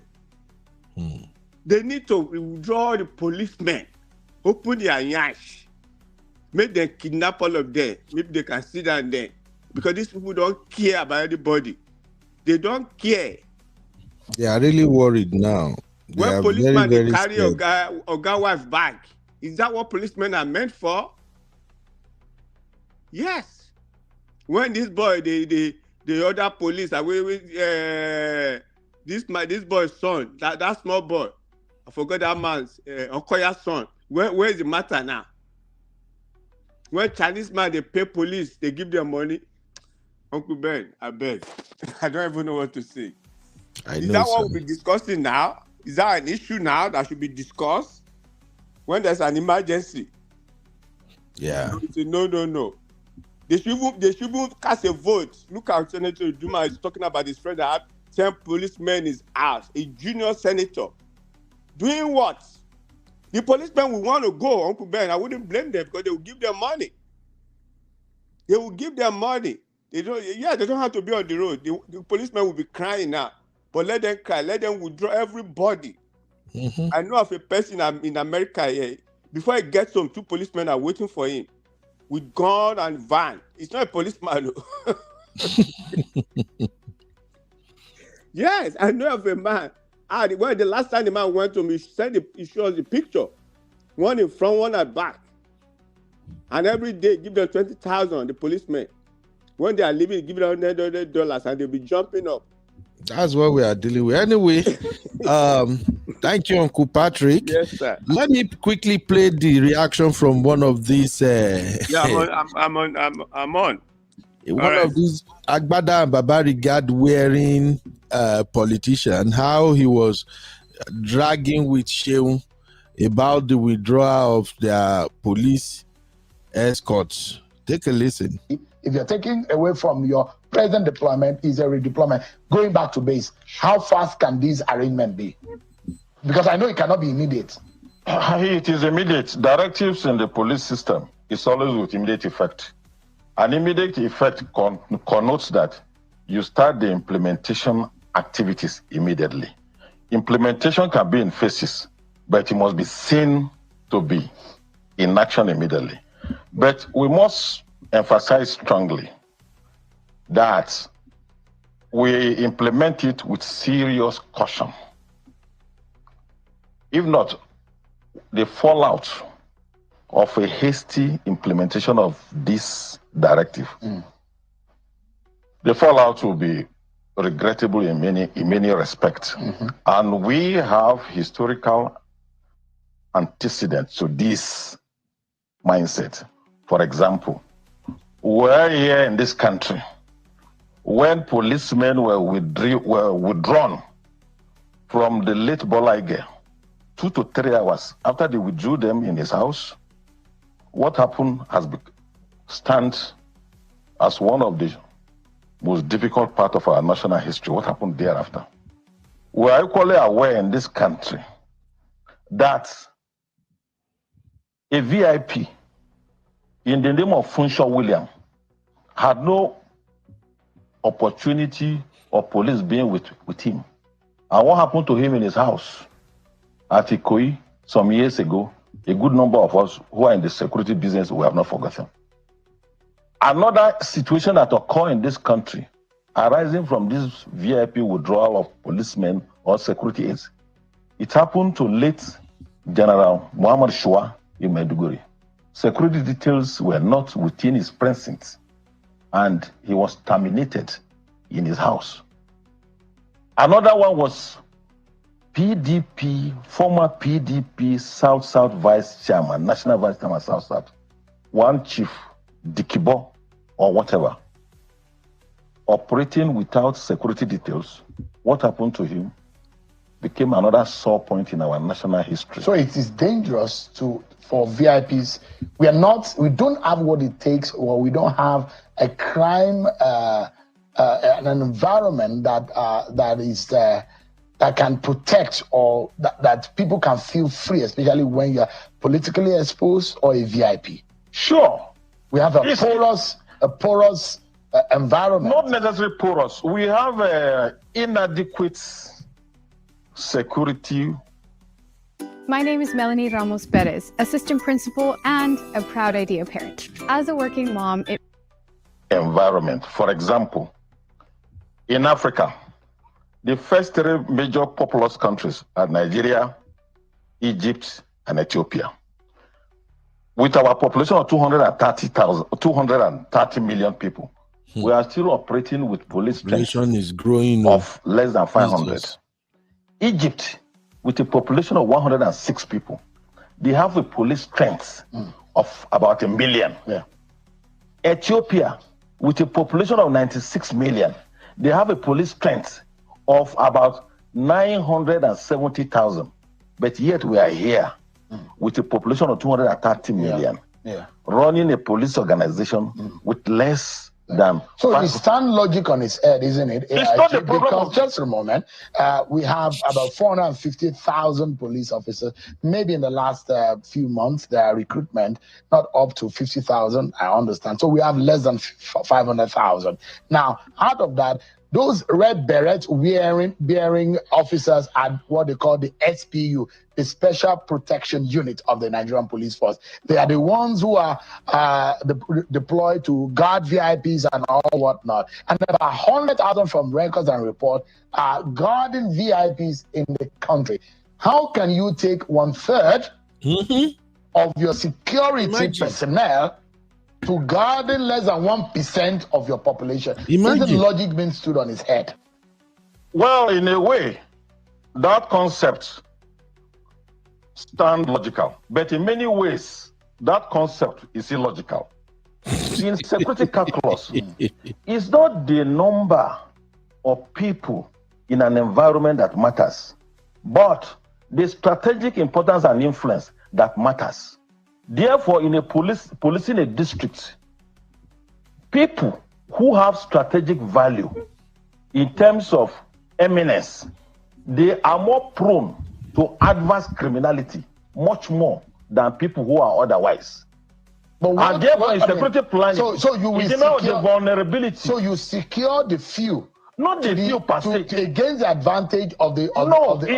Security design comes in various ways. But there are some security design that will entail that somebody has to be around you 24 hours. A security design can be that somebody will patrol in your area, your district, within 24 hours, without necessarily being within your precinct. So the design of deployment differs in as design or as instigated. So the order of the president is not practicable. That's what you're saying. That is not what you are saying. The implementation has to be, selective. Not selective. The implementation must be with caution and. You think the president is not guarded operation wise, because you're talking operation historical fact that you have reeled out, how the order of the president might endanger and cause a lot of danger. But you're not the first person that is saying it. Just for a moment. Honorable Wase, the deputy speaker of the former deputy speaker of the House of Representatives, today on the floor, I said, look, there are already threats on our lives if you take away our protection. These are members of the National Assembly. But the question is that the president did not make that order in isolation. He said in that order that men of the NSCDC should now take over that responsibility. Isn't that a fair enough arrangement to cover for the withdrawal? Must police officer guard? Is it not to safeguard? So anybody could guard them. So far, people are secured. Is that not what works? Oh, Mr. Shegu, it is not so. Nobody is contesting the validity, the necessity, otherwise of presidential. All of us are duty bound to implement whatever the president says. But what we are saying is that implementing agencies, that is particularly the Office of the Inspector General of Police, has to do more of homework in this implementation. If not, the fallback will be more disastrous to national security. We are not saying that. It is not in a very simplistic way, as you are putting it. The fact that they say civil defense should come in does not really work in that way. Civil defense all over the world, they are designed to take care of civilians. Well, because of my time, even listening to this man is beginning to piss me off. I ain't gonna lie about that. The fact remains, like my sister Oyinda said now, if the country itself was secured, there would be need for so-called security or police safeguarding this. I don't want to cause them. The country is not safe, and they have been living large, doing whatever they want to do because they have all these policemen protecting them. This is what we have been saying for way too long now. If we have equity in Nigeria, if we have equality in Nigeria, whereby you are not given special treatment because you are a politician, you will definitely do the right thing. It's because they have all these police protecting them, protecting their children, protecting their properties and everything. That's why they don't care about the poor masses. I wish I had time. I would have dived into this for the longest time here, but I don't have time. Let me just take one minute from Uncle Daya and Uncle Patrick, then I will just touch up on the other two stories and leave. Uncle Dayo, what this man argument is all about, do you make any sense of it, sir? Hello, Uncle Dayo. Oh, I think Uncle Dayo is Yes, no sir. longer. I think Uncle Dayo is no longer. Okay. How are you, sir? Yeah. Can you hear me? What do you make of it, Uncle Dayo, sir? See, what I can say to this fact is simple, sir. Number one, when we are talking about Nigerian security and the issue of this our policemen, this man interviewed by Sheung has made it bare. Yeah. Because there is nothing we can say to it. We are at the back foot here. Number one, being at the back foot, and then we have in place also a government that is not people oriented, but they are like self-centered. Everything is for them. Everything is for them. Security is for them. The money is for them. And they are now making it a kind of an egalitarian state whereby only the rich will have the good things of life. If you don't have money in Nigeria, it's like you cannot get anything. Even basic security you may not get in Nigeria because you don't have money. Of course. That's how bad it is. Of course. That's how bad it is. But what I would like to see going forward is for the government. He has taken some nice steps, but it's just grossly inadequate because he has asked that they should recruit more into the police force. We need to take our police to up to more than 1 million at the first instance, because at least we should have about 10% protecting our entire population if you are going to be a police. But there's something that I like. Now they're trying to pass a bill in the National Assembly that will enable states to have their own police. The states that have the capacity should create their own police force, which will go a long way to buffer the security system in the state. Initially, when they proposed it some years back, some people stood against it. No, it will be this, it will be that, it will be, they will use it to be like oppressing themselves politically. They always see things from their own political binocular. Having state police, we secure the state, we secure the people, but they are saying that politicians will use it to be like oppressing themselves.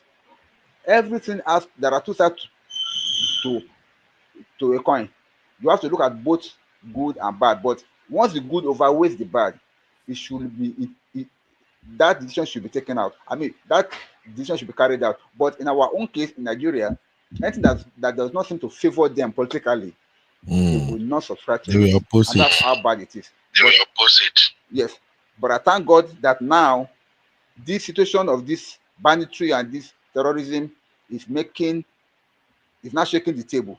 So some things are now coming out that we know will now put Nigeria on the right step going forward. Thank you, sir. Thank you, Uncle Dayo. Uncle Patrick.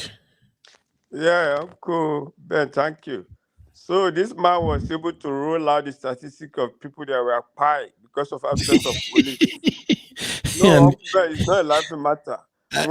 He's using isolated cases, sir. Yeah, when there are tons of people, lists every day, Uncle Ben. These people, when we have people in AD camp or what they call ID camp in their own country, Uncle Ben, Nigeria should have declared a state of emergency for long. Millions of Nigerians are sleeping in camp in their own country. And this man is talking about giving police some important people.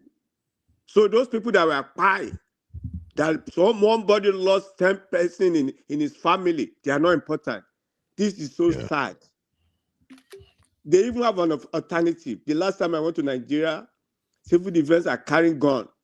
They can hire private security. We have them. Yeah. It's not this general that has started private firm. They can do that.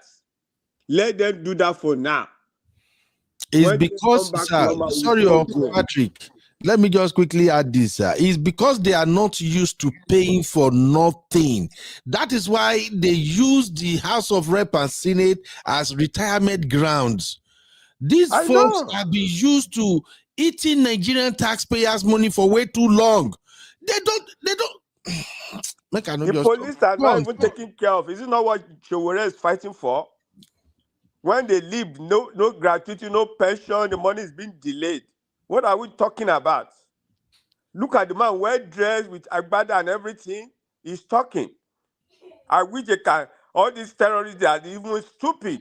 Let them go to their place and pack like 10 of the senators. We'll see what will happen. They're already scared now. Let them be scared. This is becoming unbecoming. I'm just Uncle so mad Patrick, right now. I don't know. Do you watch NAS TV, the National Assembly YouTube channel? The debate on this withdrawal of police, they were so like, if you see the way they were tackling it in the Senate, I'm just like, Onayash don't open now. All of a sudden, they forgot about the insecurity situation in the country. They just focus on that particular one. Every one of them hammering on it. Why would you take the... When the president give them Jeep, or throughout all of them Jeep, they were happy. Yeah. They didn't say anything about the millions of dollars Jeep, Land Cruiser, Toyota Land Cruiser, for them to be doing their job very well. They are happy there. Where let Tinubu just, fire don't they, but Tinubu block us too. It is true. Yeah. Let him do what he needs to do. I don't even want to listen to them. Thank you. Thank you, sir. Thank you. All right. I have just about 12 minutes to get out of here. So let me quickly touch up on the Nnamdi Kanu situation, and then maybe later I can do a literal streaming on the bandits on rampage in Nigeria. So let's quickly examine what's going on with the Nnamdi Kanu's case. All right. And I'll be right back. You are watching Political Roundtable with UB. Like, subscribe, and leave your thoughts in the comments.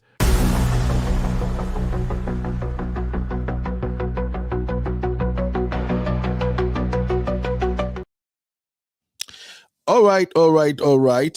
Thanks for hanging out with me, ladies and gentlemen. Please, if you're watching on the portrait mode, tap the screen of your phone to give the video a like. If this is the first time you're watching, subscribe to the channel. God bless you. And if you're watching the landscape, please, the regular streaming, hit the like. The like is very, very low today. I don't know what happened. It's like you guys don't want to go to Bora Bora. I see we have 7 likes, even where we have like 20, 70 people watching. You better get the likes up, or you're not going to go to Bora Bora with us. All right. Thank you, everybody. So the latest on the Nnamdi Kanu's case is that the appeal court dismisses Nnamdi Kanu's rights violation suit against DSS, DG, and AGF. Now, let me clarify what's going on here for those who may not know. This is not the appeal to the sentencing of Nnamdi Kanu. Let me restate that again. Nnamdi Kanu has been sentenced to life imprisonment. He's currently serving his jail time in Kano State, in Sokoto State. So they are working, they have 90 days to appeal the judgment. However, in 2001, Nnamdi Kanu has filed an appeal challenging the violation of his rights in Abuja. And that case had been thrown out by the Abuja High Court, or is it Supreme Court, I guess, but let me read the report from Punch newspaper. So according to the Punch, the Court of Appeal on Friday struck out an appeal filed by the convicted leader of the Indigenous People, Nnamdi Kanu. In the appeal, POB leader challenged what he described described as the violation of his fundamental rights by the Director General of the Department of State Services and the Attorney General of the Federation. A three-member panel of the appellate court held that the appeal lacked merit and had become academic following Kanu's conviction and life imprisonment sentence by the Federal High Court in Abuja on November 20th. Delivering the lead judgment, Justice Bulukuromo Ugo said the claims of rights violations, including alleged denial of adequate medical care, dignity of person, and freedom of religion, could no longer be entertained since Kanu was no longer in DSS custody but in a correctional facility. Justice Maxwell Okpara had confirmed at the start of proceeding that his client was being held at the Sokoto Correctional Center, making the request for transfer from DSS custody to Kuje Prison irrelevant. So, the judge added that Kanu had earlier indicated preference for prison custody and therefore his prayers had been overtaken by events following his conviction and lawful remand. The appeal challenged the July 3rd judgment of retired Federal High Court Judge Justice Taiwo, who dismissed Kanu's fundamental right enforcement suit for lack of proof. The respondents in the case were the DSS Director General, the DSS, and the AGF. In the original suit filed in December 2021, I'm just going to skip the file name. Kanu alleged deteriorating health while in DSS custody and claimed that medical personnel attending to him were disqualified. However, DSS counsel Idowu countered the Okpara countered that Okpara failed to present any evidence showing the medical personnel were quacks, in quote. The AGF lawyer, Simon Enoch, also urged the court to dismiss the application. In its judgment, the trial court held that Kanu had not provided credible evidence of torture, denial of religious freedom, or inadequate medical care. The trial judge, Justice Taiwo, ruled that while detainees have the right to practice their religion, such practice must not infringe on the right or peace of others in custody. On the claim of inadequate medical attention, the judge noted that applicant failed to call any medical expert to substantiate the allegation. Consequently, the Federal High Court dismissed the suit for lacking merit, a decision now upheld and affirmed by the Court of Appeal. So, that is it about that case relating to Nnamdi Kanu. And for those who don't know, again, this is not the appeal to the life imprisonment sentencing. It was an appeal for how Kanu claimed he was being maltreated in 2001. So I just wanted to make that clear so fast. Now, moving forward, the latest development regarding the sentences of Nnamdi Kanu is actually coming from a video making the rounds right now. And this is the video of El-Rufai's son, who is a representative in the Nigerian National Assembly, making a case for the Nnamdi Kanu conviction. According to him, as shared on Linda Ikeji's blog, in quote, he said, it was wrong that Nnamdi Kanu got life sentence while Boko Haram terrorists received 20 years in prison. Lawmaker Bello El-Rufai says. Now, I honestly don't know why this guy is making this case, which of course is the right thing to say, but considering the fact that his father El-Rufai is a political opponent of is now a political opponent, opposition to President Tinubu, and also the dad used to be President Tinubu ally. I remember how he worked assiduously to get President Tinubu elected, and now, as at yesterday, he already signed his party membership and received his card. In fact, he said this card is 002. So what I'm trying to say here is that while this is coming from El-Rufai's son in favor of Nnamdi Kanu, I have this feeling that this is so politically motivated. I don't really think the guy really have a greater point. It's like he's just going by the popular narrative, you know, just to look for things to set people against the current president.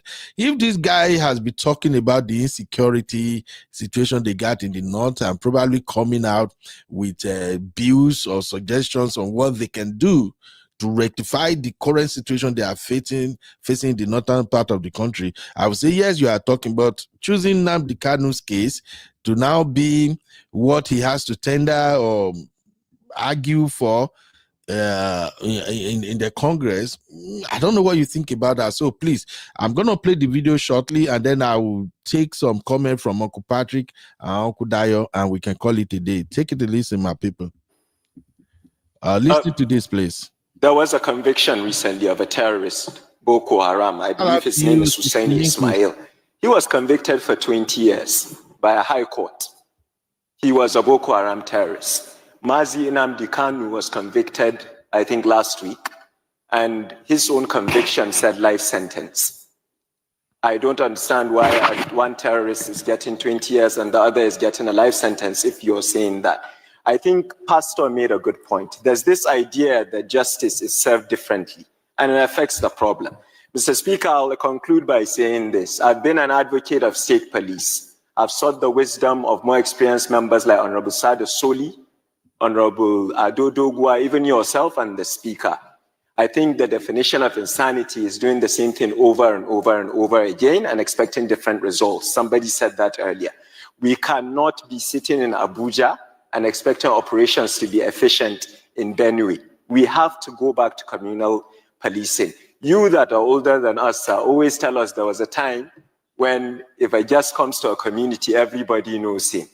We have to get the traditional leaders involved and go back to state policing. This parliament, under your leadership, and I know the excellent work you're doing in the Constitutional Review Committee, there was a conviction recently of a terrorist, Boko Haram. I believe his name is Husseini Ismail. He was convicted for 20 years by a high court. He was a Boko Haram terrorist. Mazi Nnamdi Kanu was convicted, I think, last week, and his own conviction said life sentence. I don't understand why one terrorist is getting 20 years and the other is getting a life sentence if you're saying that. I think Pastor made a good point. There's this idea that justice is served differently, and it affects the problem. Mr. Speaker, I'll conclude by saying this. I've been an advocate of state police. I've sought the wisdom of more experienced members like Honorable Sada Soli, Honorable Ado Dogwa, even yourself and the Speaker. I think the definition of insanity is doing the same thing over and over and over again and expecting different results. Somebody said that earlier. We cannot be sitting in Abuja and expecting operations to be efficient in Benue. We have to go back to communal policing. You that are older than us always tell us there was a time when if it just comes to a community, everybody knows him. We have to get the traditional leaders involved and go back to state policing. This parliament, under your leadership, and I know the excellent work you're doing in the Constitutional Review Committee. All right. So that is El-Rufai's son right there. I don't know what we can make of his submission, though he gave a very valid reason, but since he is politically motivated because he's the son of El-Rufai. I'm sorry, however people see it, this is just my own personal opinion. Uncle Dayo, real quick, sir, what's your take on this dude? Sir, see, I've heard about this son even before he became a member of the House. he has always been a radical boy. Always been a radical boy. Always speaking, in fact, even against his father, sometimes. He's not somebody that has been shy to give his peace of mind anytime. He always come out to say things, and then most people hate him because he's just like a kind of somebody that can just talk anyhow, somebody that don't care. Are you getting me? Even the father cannot curtail him. So this is not a father's boy. So just, in fact, I think Sister Natu too can confirm to some of this. This is not a father's boy. He has been kind of an outspoken bad child as he is. There are two of them. One is one is quiet and one is linear, but this particular one is the radical one. And from what he's saying, yes, he may be saying these things to the narratives, or because obviously it is out there. We know it. A convicted Boko Haram member was given 20 years imprisonment, and then Nnamdi Kanu was sentenced to life for the same offense of terrorism. So where is the balance there? So what he's saying is quite clear, but he also mentioned something about state policing, which is true. But as I said earlier on, I'm happy that even the government of our presidents now has given the go-ahead, if only the House will pass it, for state that could afford it to have their state police.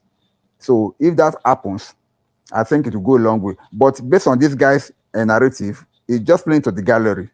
However, it's always been like that. Thank you, sir. Okay. Thank you. That is our lovely Uncle Dayo. God bless you, sir. Hopefully we'll see you again tomorrow for another segment of Political Roundtable.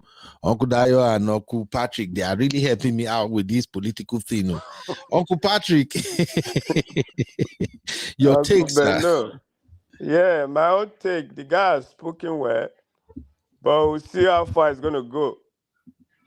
That's my own take. He has spoken. We all Uncle know, Patrick? like Uncle. Okay. Yeah, go ahead, sir. Yeah. I lost We'll you briefly there. I said this guy is a young guy, has spoken well. We'll just see how far whatever he said that will go. That's my own take. You know Nigeria better, and a lot of things playing out. Absolutely. As regards Nnamdi Kanu's case, everybody's waiting for president pardon. We'll go to the appeal court, we'll see what will come out of it. Yeah. A lot has transpired, like we rightly said, some people came out that they are not happy with what IPOB did to their people, which I completely agree. Yes. Even though Kalu came out and said, well, a lot of people lost their businesses, people were quiet, family destroyed.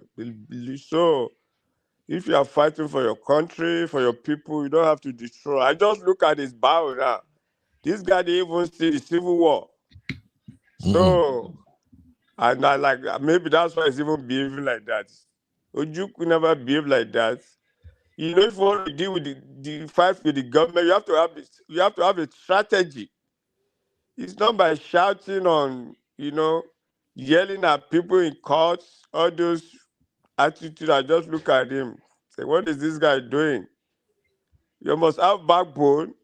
I wrote it in Mom of Five, this thing. So we go ask father, fella, some kids, then kill my mama, then carry everybody. So our God will help him. Amen. I Amen. just pray that he find his case. But whatever might be the case, my own take, they must give him a conditional release. We can't go back to this IPOB stuff again. We are talking about Boko Haram, and so what do you want people that have lost everything? What do we want them to do? Lost their family, lost their business. People were quiet. I'm not happy with that. You don't have to shed blood to do that. Yeah. Thank you, Uncle Ben. Thank you very much, Uncle Patrick. God bless you for hanging out with me, sir. I really, really appreciate. God bless you, sir. Wow, Uncle Patrick. Thank you very much. Okay, ladies and gentlemen, this is where I'm going to draw the curtain on Political Roundtable today. We have a lot of coverage to do, and I'll be updating you guys. In fact, shout out to my brother, David, Evari David. Thank you, my brother. David said he doesn't support his father. Ooh, okay, maybe I have to look into that. Thank you, David. Maybe it's just that for me, since I've seen the pattern in Nigeria, all these politicians, they replace themselves with their children. We saw it in Kwara State. Sharaki ruled and then pass it over to his son. They've been doing that for a while now. So sometimes when I hear their son speak, I just kind of disregard it. It's just like Tinubu and his son Sheyi. I have nothing against Sheyi Tinubu, but for the fact that he's his father's son and him not having any job now than to go up and down with his dad, spending taxpayers' money. If he talks, I just feel like, bro, you don't have a choice. It's your destiny. So that's how I was feeling about this guy. But thank you, David. I really appreciate that. All right. We're going to have another political roundtable tomorrow. I'm thinking of removing this political roundtable here and move it to our second channel, the one with almost 50K subscriber, Trends Reality. I'm thinking maybe I have to change the Trends Reality to political trends so that we will not mix a lot of niches together on this channel. But I have to discuss with the Real Farm first. So if the Real Farm approves that I should take the political roundtable to the other channel, then I will move it to the other channel. But anyhow it goes, I will update you guys so that for those of you who are interested in politics, you know where to catch me with political shows. But if the Real Farm said they want it here, they are enjoying it here, then maybe I guess I have to do something else with the other channel. Now we have a lot of show, a lot of programs here coming up shortly after this political roundtable. My baby girl Abby is gonna be giving us another exciting episode on Recap Central. For those of you who like latest gist, current trends, what's going on, and you have the energy, the Gen Z vibe, man, this is your show, especially the ladies. Man, women, they do politics, so they do politics small.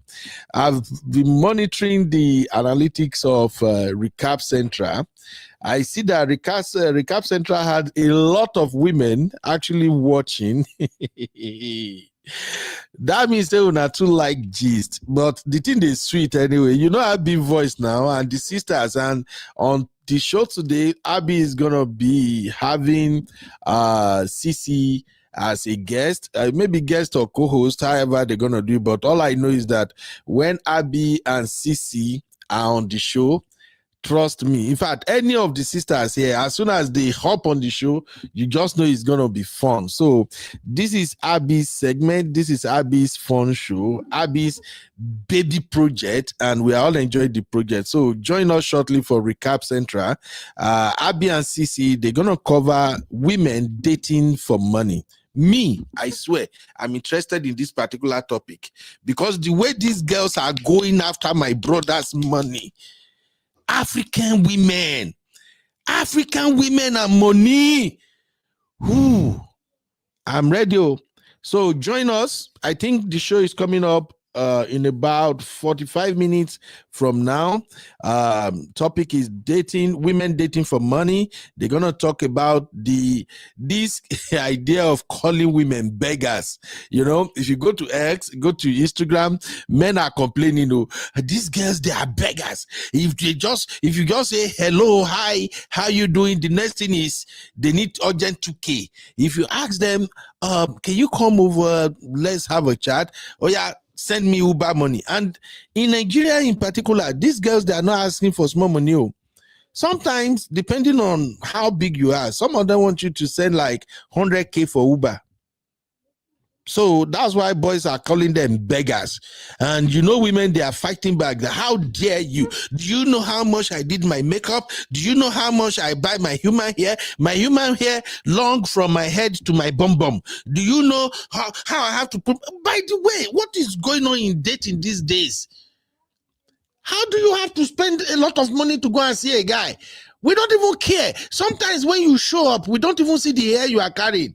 All we know is that you are well put together, you are beautiful. That's all. Come, may we talk. Let's have dinner. It's a date. Let's see if we can move from date to the other room. Case closed.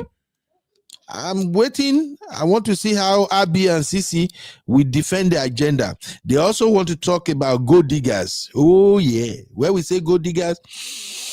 Although on this one, yes, Chucky, dating is weird now, Chucky. Chucky, you have to come around, though, because if we don't come around, Sisi and Abi, they will put all the blame on us. You got to be there, Chucky. In fact, I don't carry my AirPod. As I enter work like this now, they put my AirPod for here. I want to hear them, how they won't defend the agenda. So like this gold digger thing now, I don't know what they're going to talk about gold digger first, because I know say this one at 50-50. Even we as men, we dig more gold than women nowadays. Me go as I they talk like this now, as soon as I get my 6-pack back, myself, I won't dig gold. If I see somebody like Mama Alakija, people will get better money. Talk about ladies where single, where get money, where those way make I cry for Lamborghini. I go arrange my 6-pack. Myself, I go dig gold. So I think that go digger on 50-50. Then they say they want to talk about hypergamy. You know, you can't have our real farm sisters. May you know see grammar. I swear. They cannot do without one terminology. So today, go TOEFL, they want to talk about hypergamy. I asked Abby yesterday, what is the meaning of hypergamy again? I've been a hypertension. They say no. They say hypergamy is when a lady marry people will get money. That say now what you Abby talk? Say me take bikini from I think I don't miss this. Please, viewers, what is hypergamy again?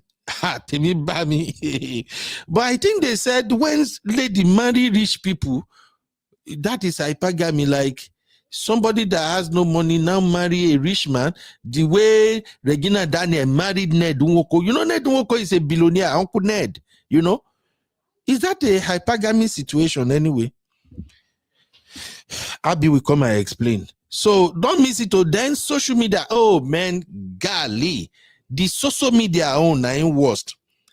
I don't know what they're going to talk about social media, but one trend that I'm against right now is that by the time these girls for Nigeria, they enter your DM, as they will first say, hi, oh, I saw your post. Do you mind if we can become friends? Once you dare reply there, oh, no problem. You can be my friend. The next thing, they go begin toast you. If you reply again, the next thing, they will start sending pictures. They call it nude. That is why I cover my Facebook, my IG with the blood of Zachariah. If you send me nude, you know they enter, lie. You know they enter. I cover it with the blood of Zachariah. But I bet anybody no try am, because I know Nigerian ladies, una go say una they do experiment now. Una we go try and say, let's see if this thing is true. Make I say that this Bobby make it see. I beg go, in case you don't know now, I'm Igbo, I marry you. Hey, Emma Koba me. My own password, I submit and give my madam, give everybody. Emma Koba ile me. No said me not you. I am married. Wo, see my ring. Una no see I wear my shona. See my ring. Una no fit see am, but it did their invisible ring. I am married though. Don't message me. Don't do nothing. No. I know the Kukuma reply itself. And in case you don't know, now my PA then they did for my socials most of the time. Okay, so if you go send me picture, you go send anything. If you go send Punami, they will just put your Punami for social media. But anyway, I can't wait for this show. I am interested. Chucky, which one you are interested in? Are you interested in the beggar topic or the hypergamy? Me, beggar and hypergamy, now are they interested in mostly? So Abby, we are waiting whenever you ladies are ready. Chucky said, Nigeria women was too. I know, Baba. I know. Eh? In fact, now they don't abandon me now because it be like they don't say this guy know they check chat. That's why the only thing that they do on Facebook now to post. I know they open my Facebook Messenger. No, I cannot. This place, nobody can make me to pay child support. Could happen. So no Messenger, no DM. Abby, I'll see you. All right, Chucky. Okay, please, everybody, drop what you are interested in on this topic. May we know what thing we want to discuss. Chucky say, go digging on social media. Okay, my own is beggar and hypergamy. Oh yeah. What are you interested in? Drop, everybody, real quick before I come on here. What do you want to listen to when Abby and Sisi take over, my people?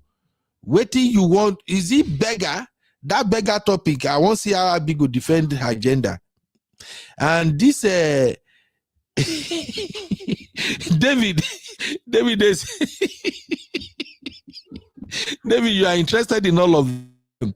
David, once they share link, all the men listening to me right now, as soon as Abby and Sisi share the link, let us bombard them, or else these ladies, they will run away with their narrative.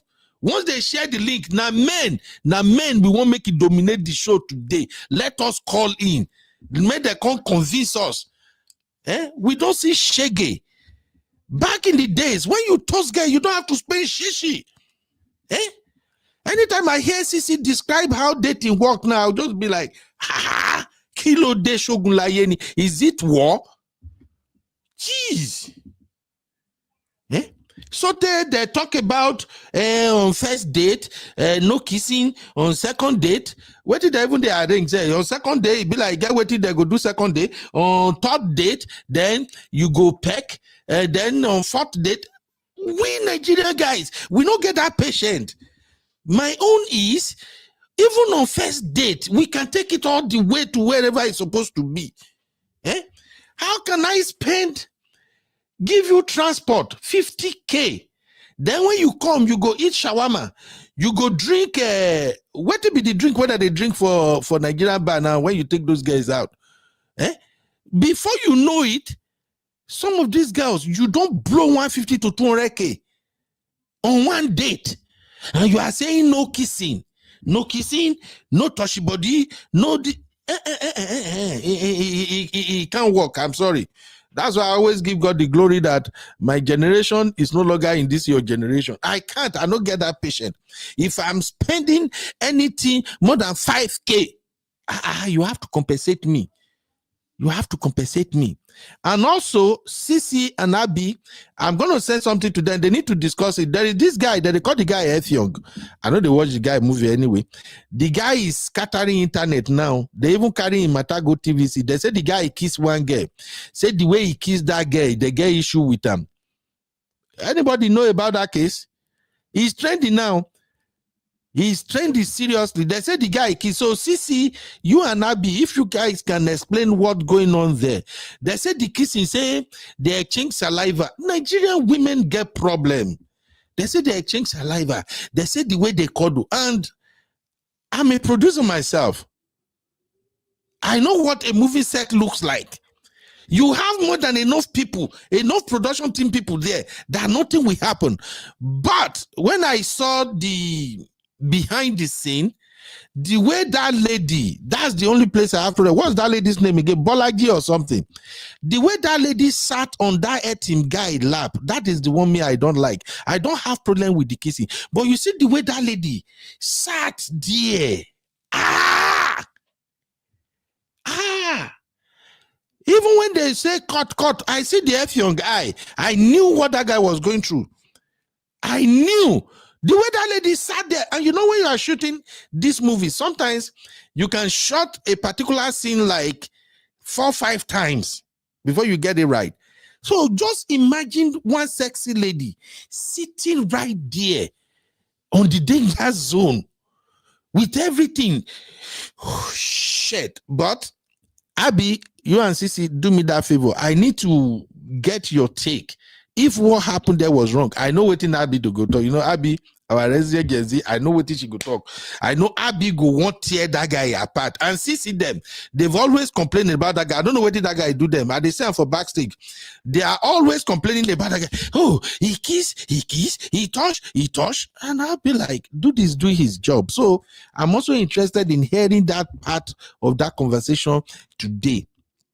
The only person I have problem with in Nigerian movie that I don't like how he kiss, how he grab and everything is my guy, Odogun. The way he grab Achalugo, I don't like that. That's the only one I have problem. The way he's always, and you know when you look at our Achalugo, the curve is curve, you know. That Bam Bam, na beautiful woman, no. With that sexy voice. So sometimes I'll just wonder, say, if this lady be my wife, God, if she is my wife, and I see this movie, the Bobby and Bum Bum, where I carry up wine, down wine, go marry, you go come say in the name of acting, you they grab and like that. Come on now. Anyway, I'll see you guys in the next one. David, make sure you are here with my brother, okay? Oh, David said they like the guy since. Is that true? Oh, wow. Oh, yeah, Abi, Daniel and Bolaji. Yes, that's their name. I saw that kissing anyway, but I don't know what they are doing anyway, honestly. I don't know. But that guy, I just want to know. The one question I have for Abi and Sisi is, why do Nigerian women hate that guy for being good at his job? Abi, that's the question you and Sisi must answer for you. Why do you guys hate him for being so good on his job? The way he kiss. And I know the problem. Either Abi or Sisi, that they imagine, if not, then they kiss that guy.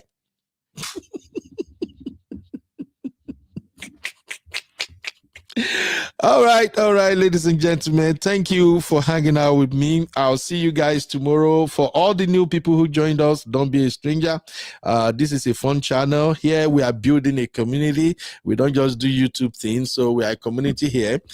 Be part of us. Feel free. Make friends. Okay.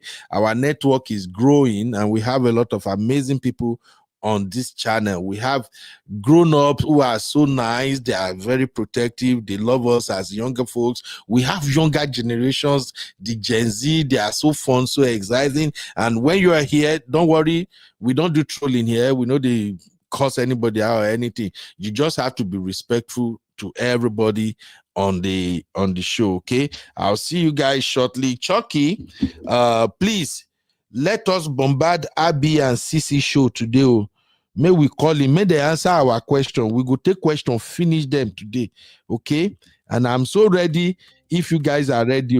Okay. Oh my God. This is so good. All right. I'll see you guys in the next one. My name is Beno Real.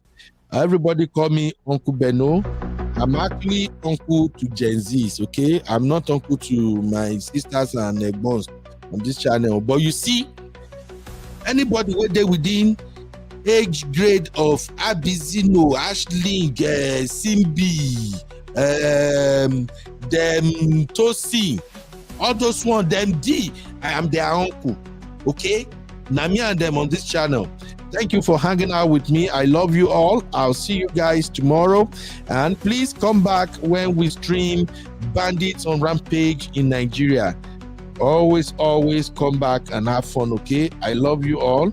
I'll see you guys in the next one. Bye-bye for now. You are watching Political Roundtable with UB. Like, subscribe, and leave your thoughts in the comments.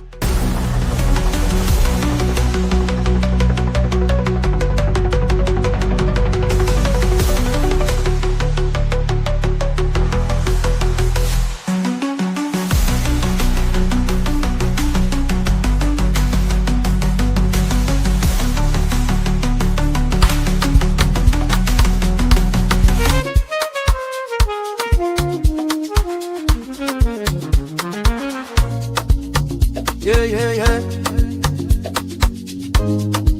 You be in the building. Hey, vibe with Uncle Bino. Let's go. Now happy hour things, you know. Hang out with you, babe. It's a vibe tonight. Laugh and learn, we shining bright. Oh yeah, you be stories, life lessons time. On the Uncle Benno show, everything feels right. From the streets to the world, we talk real talk. Vibes on the beat make the whole place rock. Happy hour flow with smiles non-stop. Sip and chill with you, be the energy on top. You be stories, dropping them every day. Wisdom for life, the African way. From the grind to the glory, hear what we say. Tune in now, don't hang out with you, be. It's a vibe tonight. Laugh and learn, we shining bright. Oh yeah, you be stories, life lessons time. On the Uncle Benno show, everything feels right. Join the sister circle, oh what a scene. CC Inca, honey baby, and I be so clean. Talk love, talk life, talk dreams supreme. Empowerment vibes, like a royal queen team. All of Sunday school when the beat gets low. A moment of reflection, let the spirit flow. Men of God speaking wisdom, you should know. Faith and vibes on the Uncle Benno show. Hang out with you, be. Come catch that light. Oh yeah, you be stories, keep your heart so bright. Yeah. Join the sister circle, feel that fire. Oh yeah, Sunday school for your soul so right. You be nation, we rise together. Love and vibe forever. Uncle Benno show. Yeah, we outside.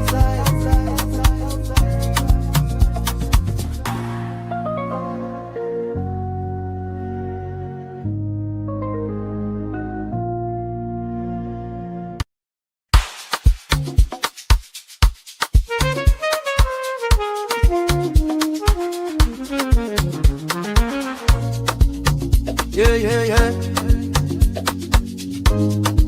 You be in the building. Hey, vibe with Uncle Bino. Let's go. Now happy hour things, you know. Hang out with you, babe. It's a vibe tonight. Hey, laugh and learn, we shining bright. Oh yeah, you be stories, life lessons time. On the Uncle Benno show, everything feels right. From the streets to the world, we talk real talk. Vibes on the beat make the whole place rock. Happy hour flow with smiles non-stop. Sip and chill with you, be the energy on top. You be stories, dropping them every day. Wisdom for life, the African way. From the grind to the glory, hear what we say. Tune in now, don't hang out with you, be. It's a vibe tonight. Hey, laugh and learn, we shining bright. Oh yeah, you be stories, life lessons time. Hey, on the Uncle Benno show, everything feels right. Join the sister circle, oh what a scene. CC Inca, honey baby, and I be so clean. Talk love, talk life, talk dreams supreme. Empowerment vibes, like a royal queen team. All of Sunday school when the beat gets low. A moment of reflection, let the spirit flow. Men of God speaking wisdom, you should know. Faith and vibes on the Uncle Benno show. Hang out with you, be. Come catch that light. Oh yeah, you be stories, keep your heart so bright. Yeah. Join the sister circle, feel that fire. Oh yeah, Sunday school for your soul so right. You be nation, we rise together. Love and vibe forever. Uncle Benno show.